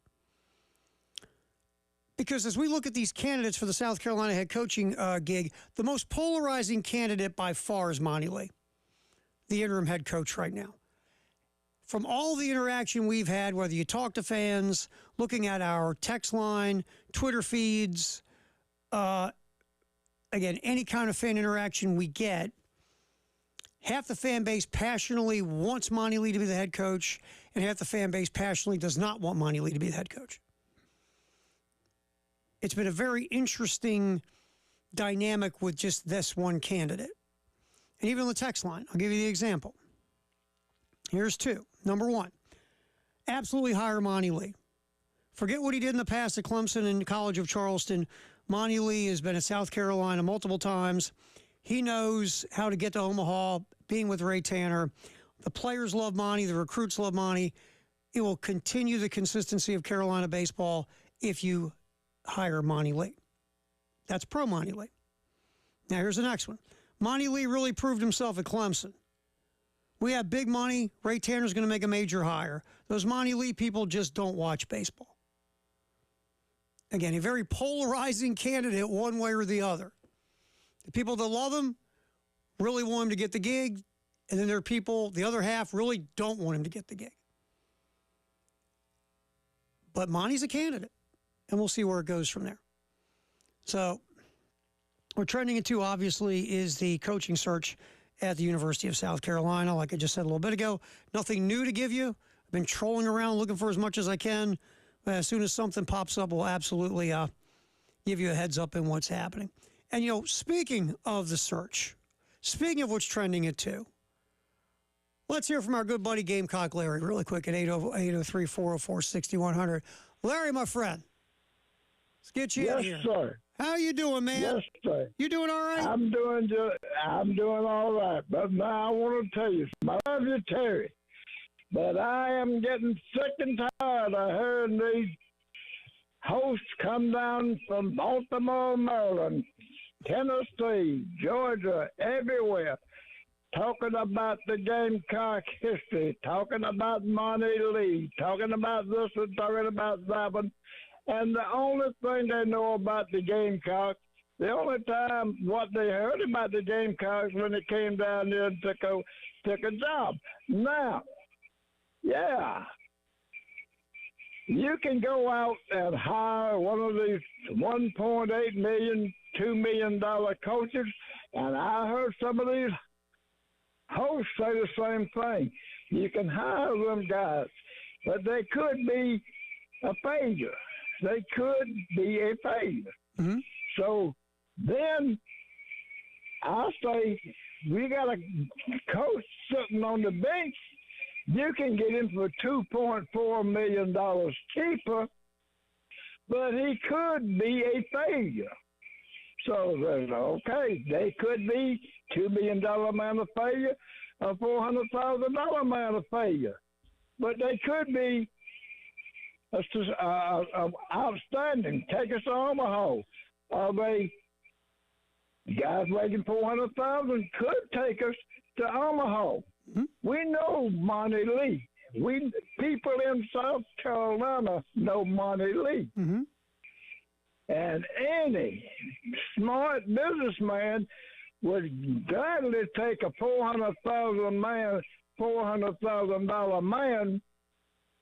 a $2 million man any day in the week. Mm-hmm. If they were, like you said, this $2 million man could be a failure, mm-hmm. but it could be a success. Mm-hmm.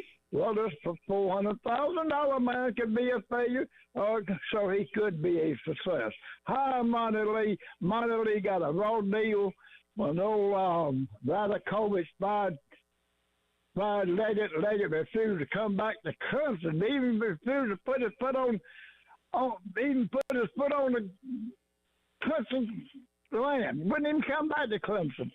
Time he goes to done Radakovich went to Miami, and just knew the athletics the rest of would have called out to Jack Leggett to come in there and sit over Monty Lee's shoulder like an old wet sitting head. He came back. Monty Lee didn't have a fair chance at Clemson. He had Jack Leggett looking over his shoulder. I would take a $400,000 man on that. What everybody's saying, I heard. I didn't say you say that, I don't think, but I heard somebody. It could be a failure. $2 million could be yeah. Mm-hmm. Either one could be a failure, mm-hmm. but either one could be a successor. Mm-hmm. But who has got the better chance of being a successor is Monty Lee, high school baseball coaches in South Carolina, Gamecock fans, all these young recruits that know baseball now, but they didn't know back. They didn't. I mean, it's been 12 years since we've been. I don't know. I'm getting fired up. I better get off this, but I love you, Terry. I love you, Terry. I love you, buddy. I had to say it. All right, my friend. You have a good one, Larry. We'll see you, pal. Always good talking to Larry. I'll say this. If you just go by the idea of a South Carolina guy who knows South Carolina and is from South Carolina, lives in South Carolina, again, I get it. I do. I understand. Again, where I'm from, they feel the same way about my home state. But if you go by that idea, you never would have hired Ray Tanner. Again, you know Ray Tanner, born in Smithfield, South Carolina, went to high school outside of went to Smithfield, North Carolina. Was born in North Carolina, went to high school in North Carolina near Benson. Played at NC State, assistant coach at NC State, head coach at NC State. Nothing in his bio is about South Carolina. If you go by, you got to hire South Carolina because you know South Carolina, they're from South Carolina. You don't get an iconic Hall of Fame baseball coach. Ray Tanner, I don't even know how many times he came to South Carolina. Besides maybe playing. Maybe went to Myrtle Beach. No roots in South Carolina at all. So my point is, yes, I understand that. I get it. I do. But this hire is so important. Look, if you truly think Monty Lee's the best guy to get you to Omaha, then hire him. But all the other things, as much as they're important to a point, the things with the heart, this decision's got to be made with the head. It just does. All right, let's get Charles in here real quick. Charles, we appreciate you hanging on. You're on the halftime show, my friend. How you doing, pal? Hey, Charles. Charles. I hear you. Oh, I think I heard him there at the last second.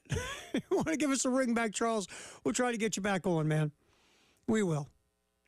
We will. All right, as we continue on what's trending at 2, here on the game, obviously we've talked a ton about the baseball search. And, you know, again, I love Larry's passion on Monty Lee, and he thinks Monty got a raw deal at Clemson. There are people who think he did, with Jack Leggett hovering around. And I go back to my point of if you think Monty's the right guy, and you want to say his resume, well, here's why he only made one super. Here's why he never got to Omaha.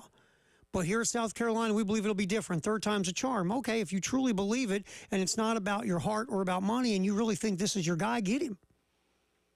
And about the money thing that Larry brought up, yeah, I mean, if you look, it's like anything. If you told me I could be wildly successful, I only have to spend $400,000, or I can be wildly successful and spend $2 million, obviously I'm going to take the $400,000.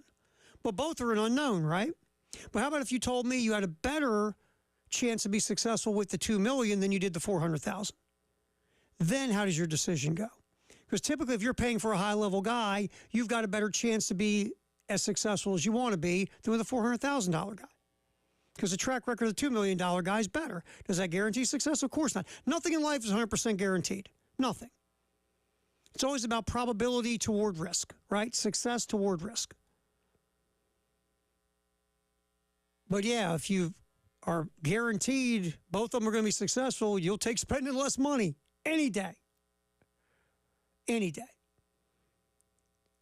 So right now, we really don't have any new information on the front about the head baseball coach of South Carolina.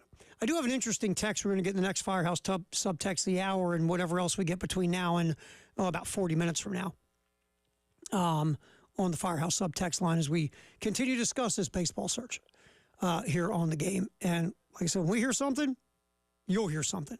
All right, we'll come back in. What's trending at 2? Because we've been so baseball heavy, college baseball here at South Carolina, gambling in Major League Baseball has reared its ugly head again. We're going to get into that coming back. And Jeff Passan from ESPN, his thoughts on baseball players gambling in general when Passan was on the McAfee show. That's coming up the next segment. We'll hit some more headlines and what's going on in the sports world. What's trending at 2, sponsored by Gamecock Traditions and Traditions Fine Jewelry here on the game.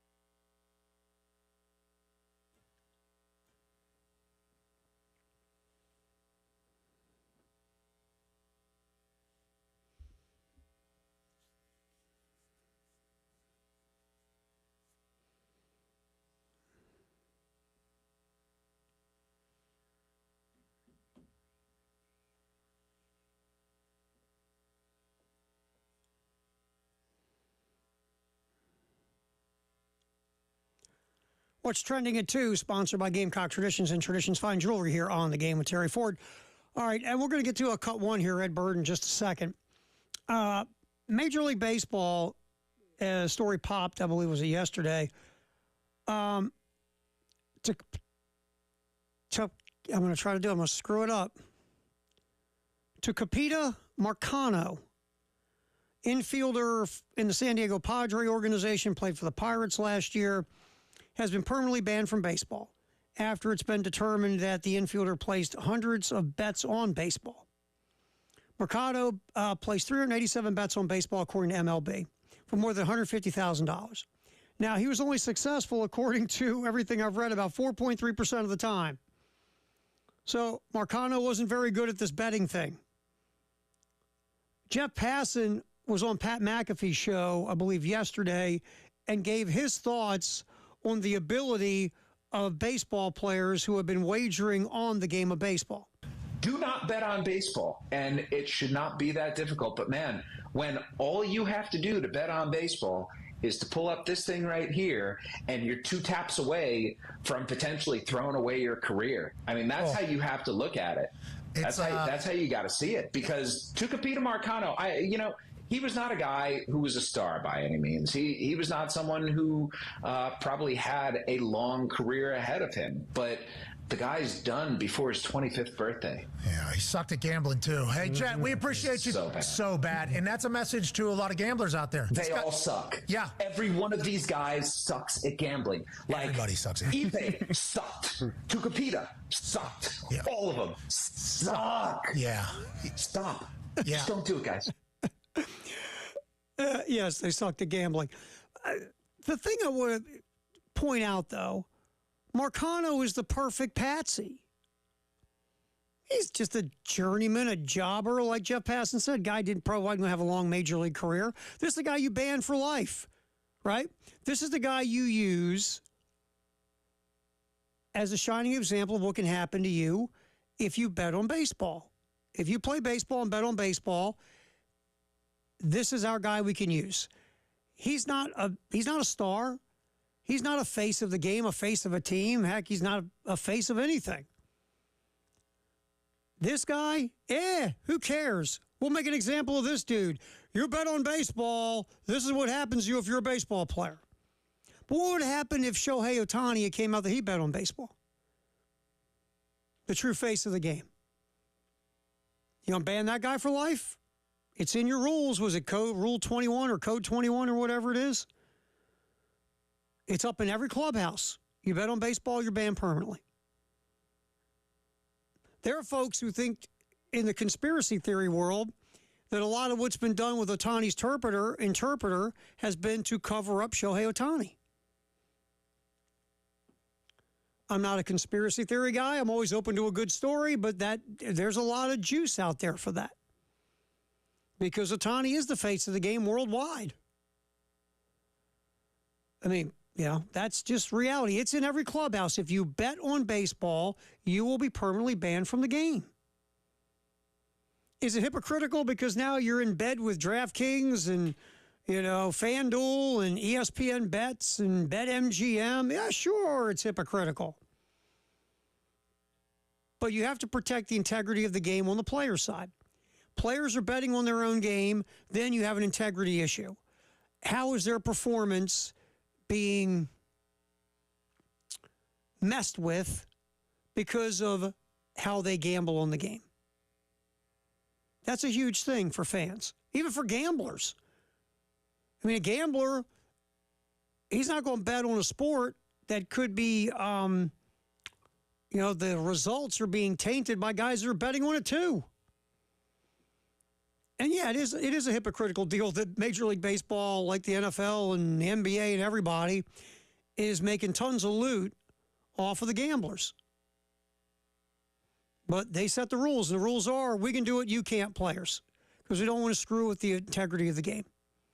But then my question is, could the integrity of the game be screwed with from a higher level because gambling is paying you so much money in your sport? That's another interesting question for the conspiracy theory crowd, right?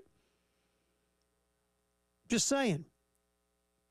But Marcano is the perfect patsy. We'll make that guy as the example. Like Jonte Porter in the NBA. Yeah, who's he? Everybody knows who he is. You know, his brother's really good, Michael Porter Jr., but Jonte Porter, whatever. We'll use him as an example. You're banned, bub. See ya. You bet on basketball. You bet on the NBA while you play in the NBA. Those guys are easy. They're easy. And you have to have the examples. This is what happens. See, we're serious about this. Yes, we are. So, Marcano, lifetime ban for betting on baseball. All right, the NBA Finals is tomorrow night. Kristaps Porzingis, the 7-footer for the Boston Celtics, who's been out for 10 games because of a calf issue. The plan is for him to be available for Game 1 against the Mavericks. Still doesn't know how his leg's going to respond, how long he can play. To me, you bring him off the bench and kind of, monitor the minutes, see what he can give you. If you can get Porzingis anywhere close to 100% efficiency, that's a huge win for the Celtics in the series. On paper, Boston should beat Dallas. They should. But again, we know it's not played on paper. Dallas, they've got two guys who are very difficult to guard in Doncic and Kyrie. And if those guys go on a short series heater, who knows?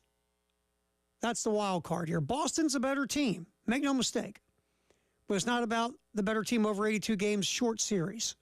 The one thing the Celtics have is they have four guys that can guard multiple positions on the court. Four guys who can switch, who can go on Irving and go on Doncic, can make their lives as difficult as possible. That's a big thing. I think Boston wins the series. But I wouldn't be stunned if Dallas did, because Boston has really had an easy road, right? They didn't go against Joel Embiid. They didn't play against Giannis Antetokounmpo. Every team they went up against had some kind of injury issue. Cleveland didn't have Donovan Mitchell. Indiana, Tyrese Halliburton was hurt. Even though Indiana really hurt themselves more than anybody could hurt themselves by late in games. Boston's getting a fully healthy crew in Dallas. A team that three of the guys on the court will play hellacious defense. So I think it's going to be interesting. I think Boston's got a fight on their hands. And the other thing about Boston is there's something about them, and I don't know if this is fair or not, because they made it to the finals now, 2 times in the last 3 years. You watch Boston, you just feel like that they don't have that eye of the tiger killer mentality the championship teams have. I'm not going to say they're soft, because they're not. You don't make 2 finals in 3 years if you're soft. I've heard that about Boston. I don't agree with that. I don't think they're soft. I think they're highly skilled, but if they get into a mosh pit match with Dallas, do they have the innards to win when they're going to need it? That's the question with Boston. I think they do win the series, though. But I think Dallas will make it difficult for them. I give the Mavs a ton of props. And by the way, since I think the 1st of February, one-loss record-wise, these are the 2 best teams in the NBA. So we'll see what happens. But that starts tomorrow night. NBA Finals get kicking. What's trending at 2, sponsored by Gamecock Traditions and Traditions Fine Jewelry here on the game. One more quick story. Again, tennis is not the thing it used to be in America. Novak Djokovic, though, who arguably will go down as the greatest male tennis player of all time, had to pull out of the French Open because of knee surgery for a torn meniscus. He's having surgery, might miss Wimbledon too. And Djokovic will need recovery time. Again, a torn meniscus, not the end of the world. It's not like an ACL, obviously. But Djokovic might not be back till the U.S. Open. And he got hurt, was it the quarters the other night at the French Open? So he'll probably come back, maybe for the Olympics, definitely for the U.S. Open, but Djokovic looks like he'll be out for a while with that injury. All right, what's trending at 2 again? Sponsored by Gamecock Traditions and Traditions Fine Jewelry. Greatest day in the history of the world, which is June 5th. We'll talk about that next here on the Halftime Show. Terry Ford, Ed Bird on the game.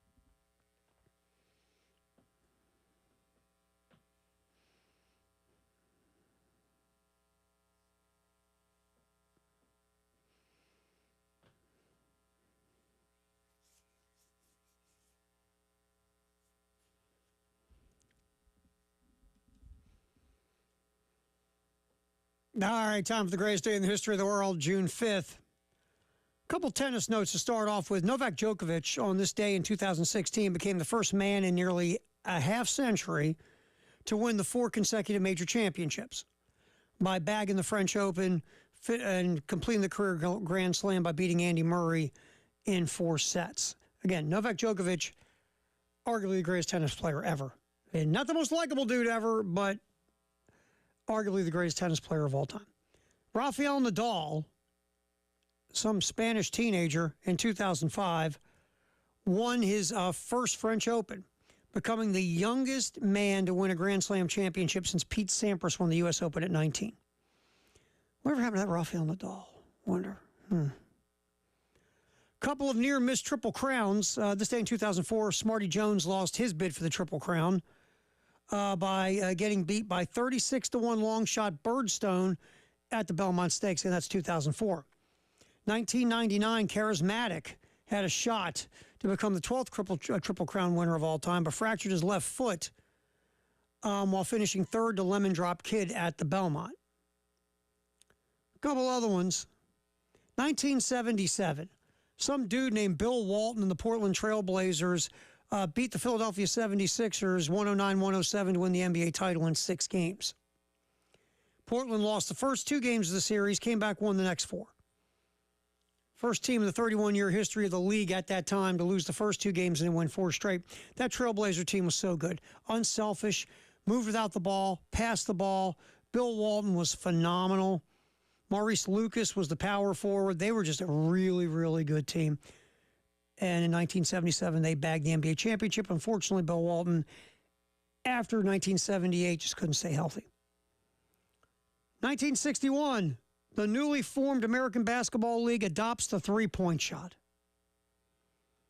There you go. And in 1927, a guy named Johnny Weissmuller sets the 100-yard and 200-yard freestyle swim records. You might know him more as the guy that played Tarzan in the movies. There's the greatest day in the history of the world, sponsored by 1-800-GOT-JUNK here on The Game. Story I want to get to that we didn't during the 1 o'clock hour. Starting today, Nick Harbour will be among 13 South Carolina athletes competing in 13 events at the NCAA Outdoor Championship in Eugene, Oregon. That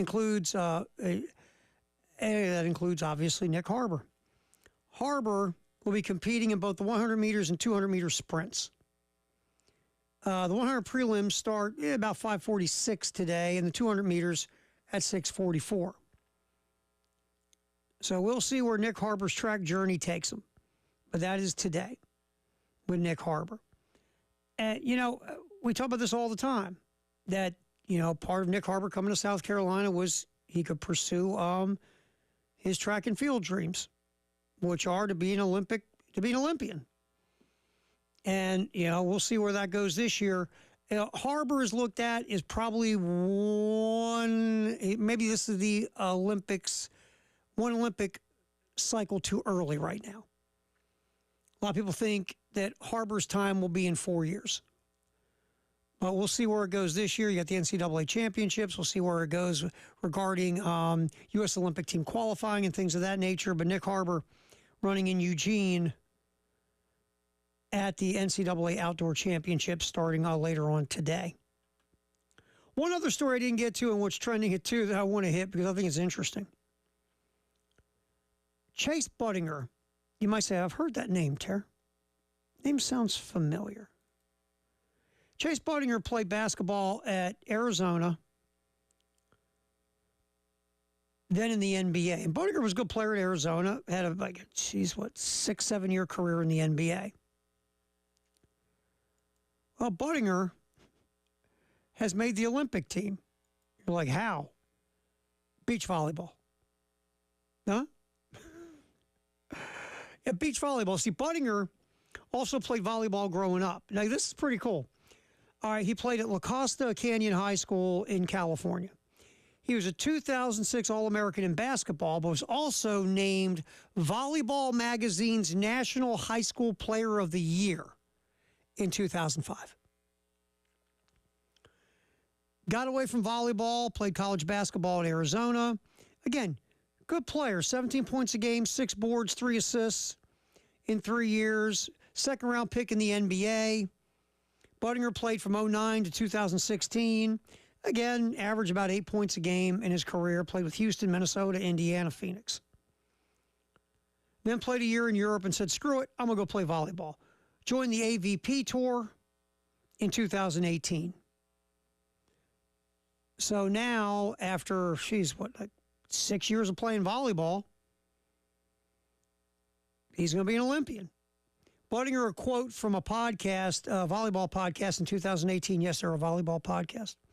Most guys, when they finish a sport, they're kind of confused or they're kind of lost for the next journey. I was lucky enough to just transition into a different sport immediately and get to play at the highest level. Again, dude's 6'7". That helps in volleyball.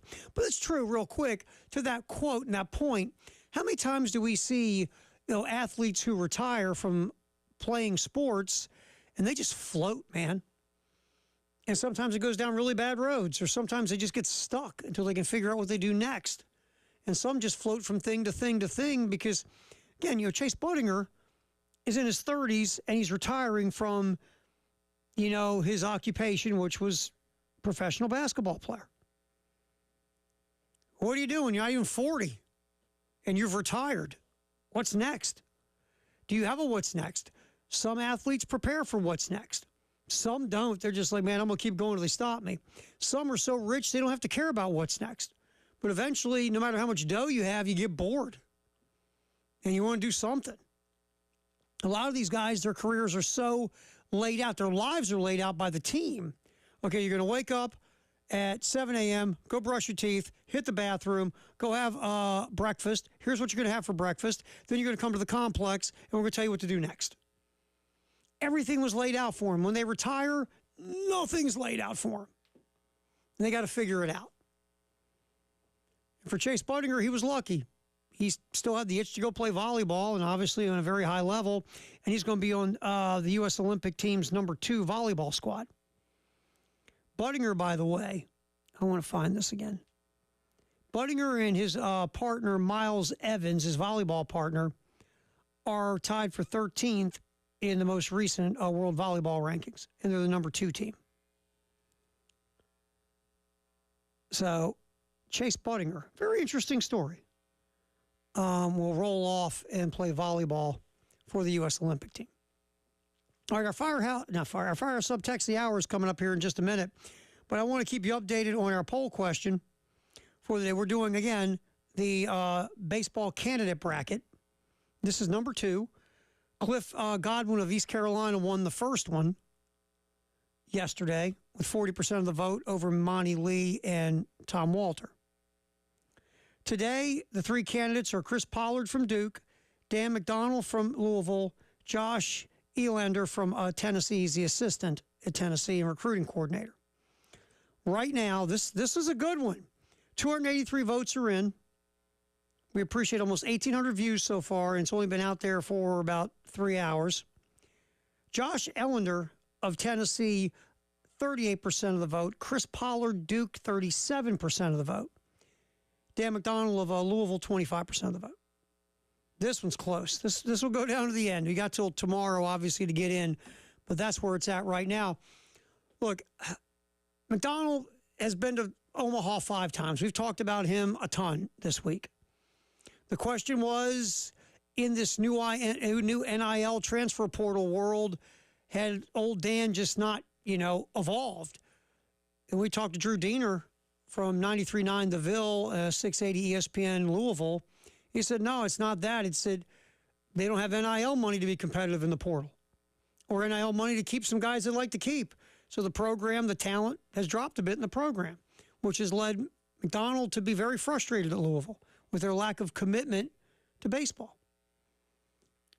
So that's the word, according to Drew, on why the Louisville program has missed postseason play 3 times in the last 4 years, because that is a legit conversation. Even though McDonald's resume is phenomenal, what's going on the last 4 years? Is it just NIL transfer portal, or is there something else? That's why you got to do your digging and due diligence in this search. Chris Pollard, he's one of the 2 guys who haven't been to Omaha who I think have very good resumes. Duke hadn't been to an NCAA tournament in 55 years in baseball. Now, not only does Pollard get him to the NCAA tournament, he's been to the Supers multiple times. He's an interesting name.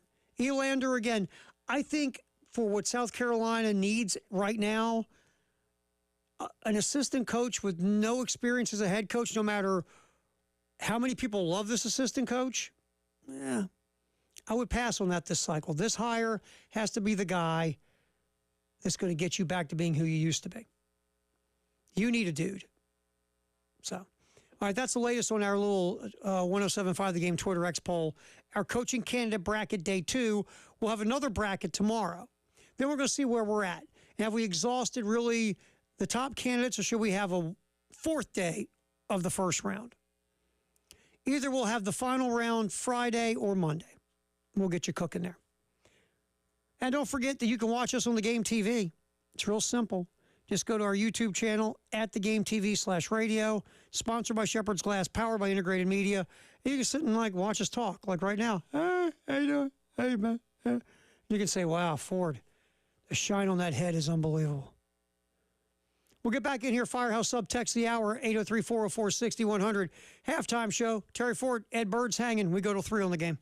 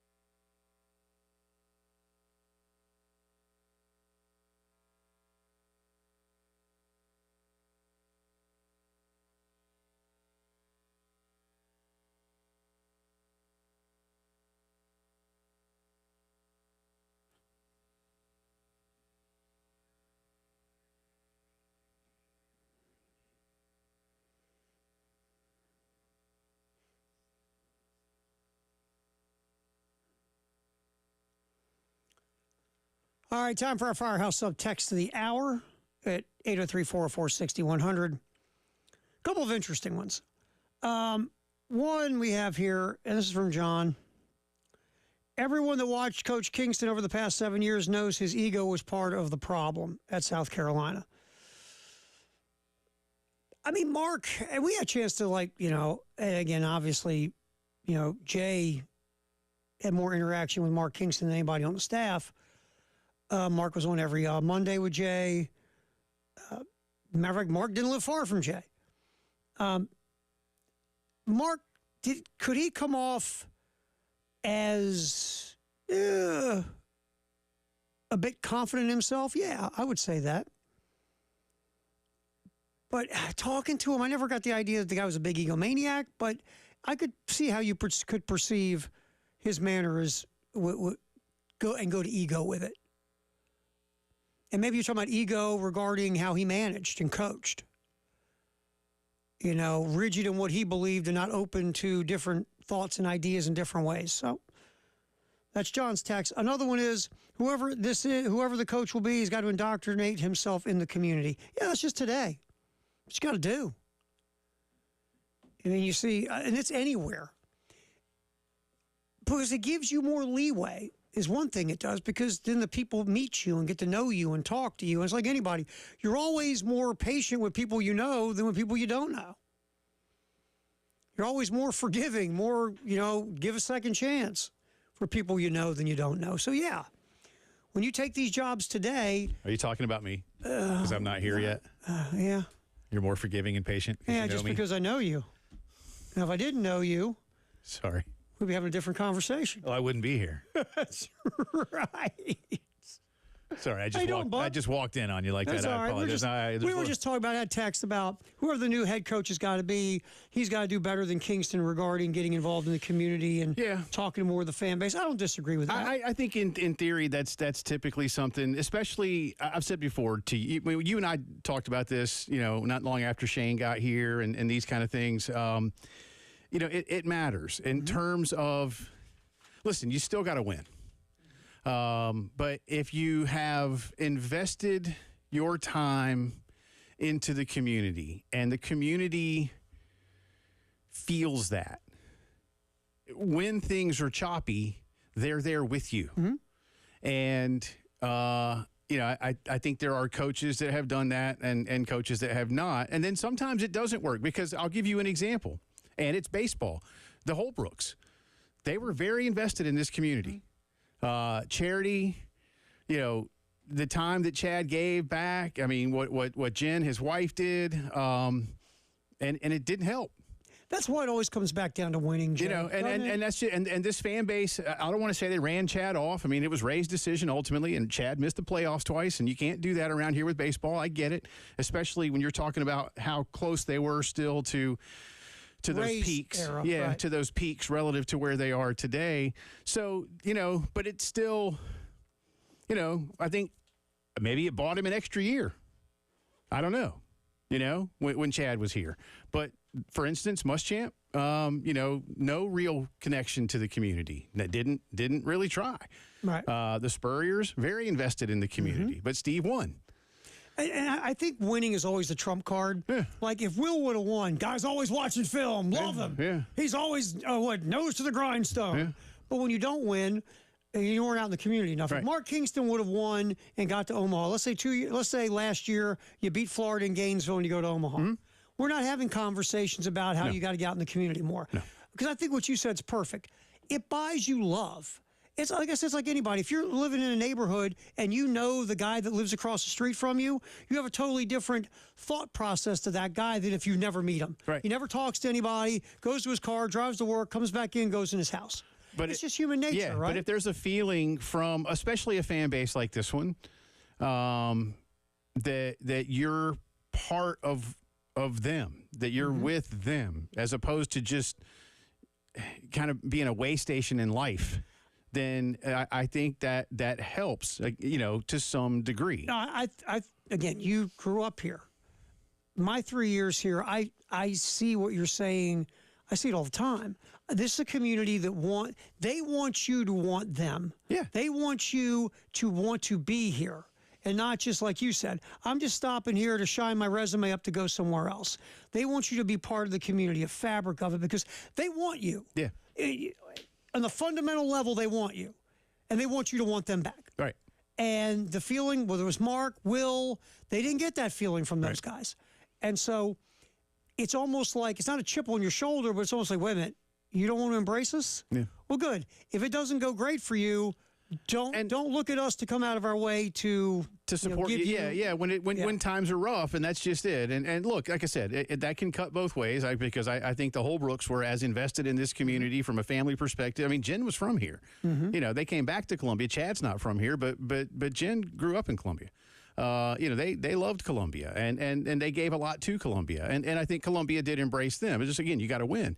Like I said, the Spurriers were invested in Columbia in a way that Coach Holtz and Miss Beth weren't. As I said to Elijah the other day about this same topic, Terry, at the time, Miss Holtz was going through some rough times with cancer, and her doctors were all in Florida. Mm-hmm. And she needed to be down there, and Lou was with her a lot. She was up here a bunch, but they never really called Columbia home the way the Spurriers did. Sure. Ray and Karen invested in Columbia, and Ray's still here, of course. So, Frank and Anya, I think, did a lot in the community. And Frank was here a long time, and Frank only went to one tournament. It bought him some time. Now, some people didn't like Frank, but I think those that got to know Frank understood what Frank was all about, we see Dawn very invested in the community. So, at least when she's not out recruiting. Right. And again, Dawn does three things. She coaches her butt off, she recruits her butt off, and the rest of the time she's in the community helping people. Exactly. And she finds a balance. Or when she's not at Philly games. Yeah, and occasionally she needs to actually take some time off and enjoy life. So there's that. I really believe, especially in these SEC markets and SEC towns, where all of it matters so much. It's different. They want you to feel the same way they want to feel about I've told you before, my late mother, may she rest in peace, called Columbia the biggest small town in the world. And there are times when it feels that way, So post-game show coming up. Yeah, speaking of great small town people, Ryan McGee is coming up in just a little bit. Very nice. Love Ed Ryan. Bird, fine job, my friend. We'll do this again tomorrow, halftime show.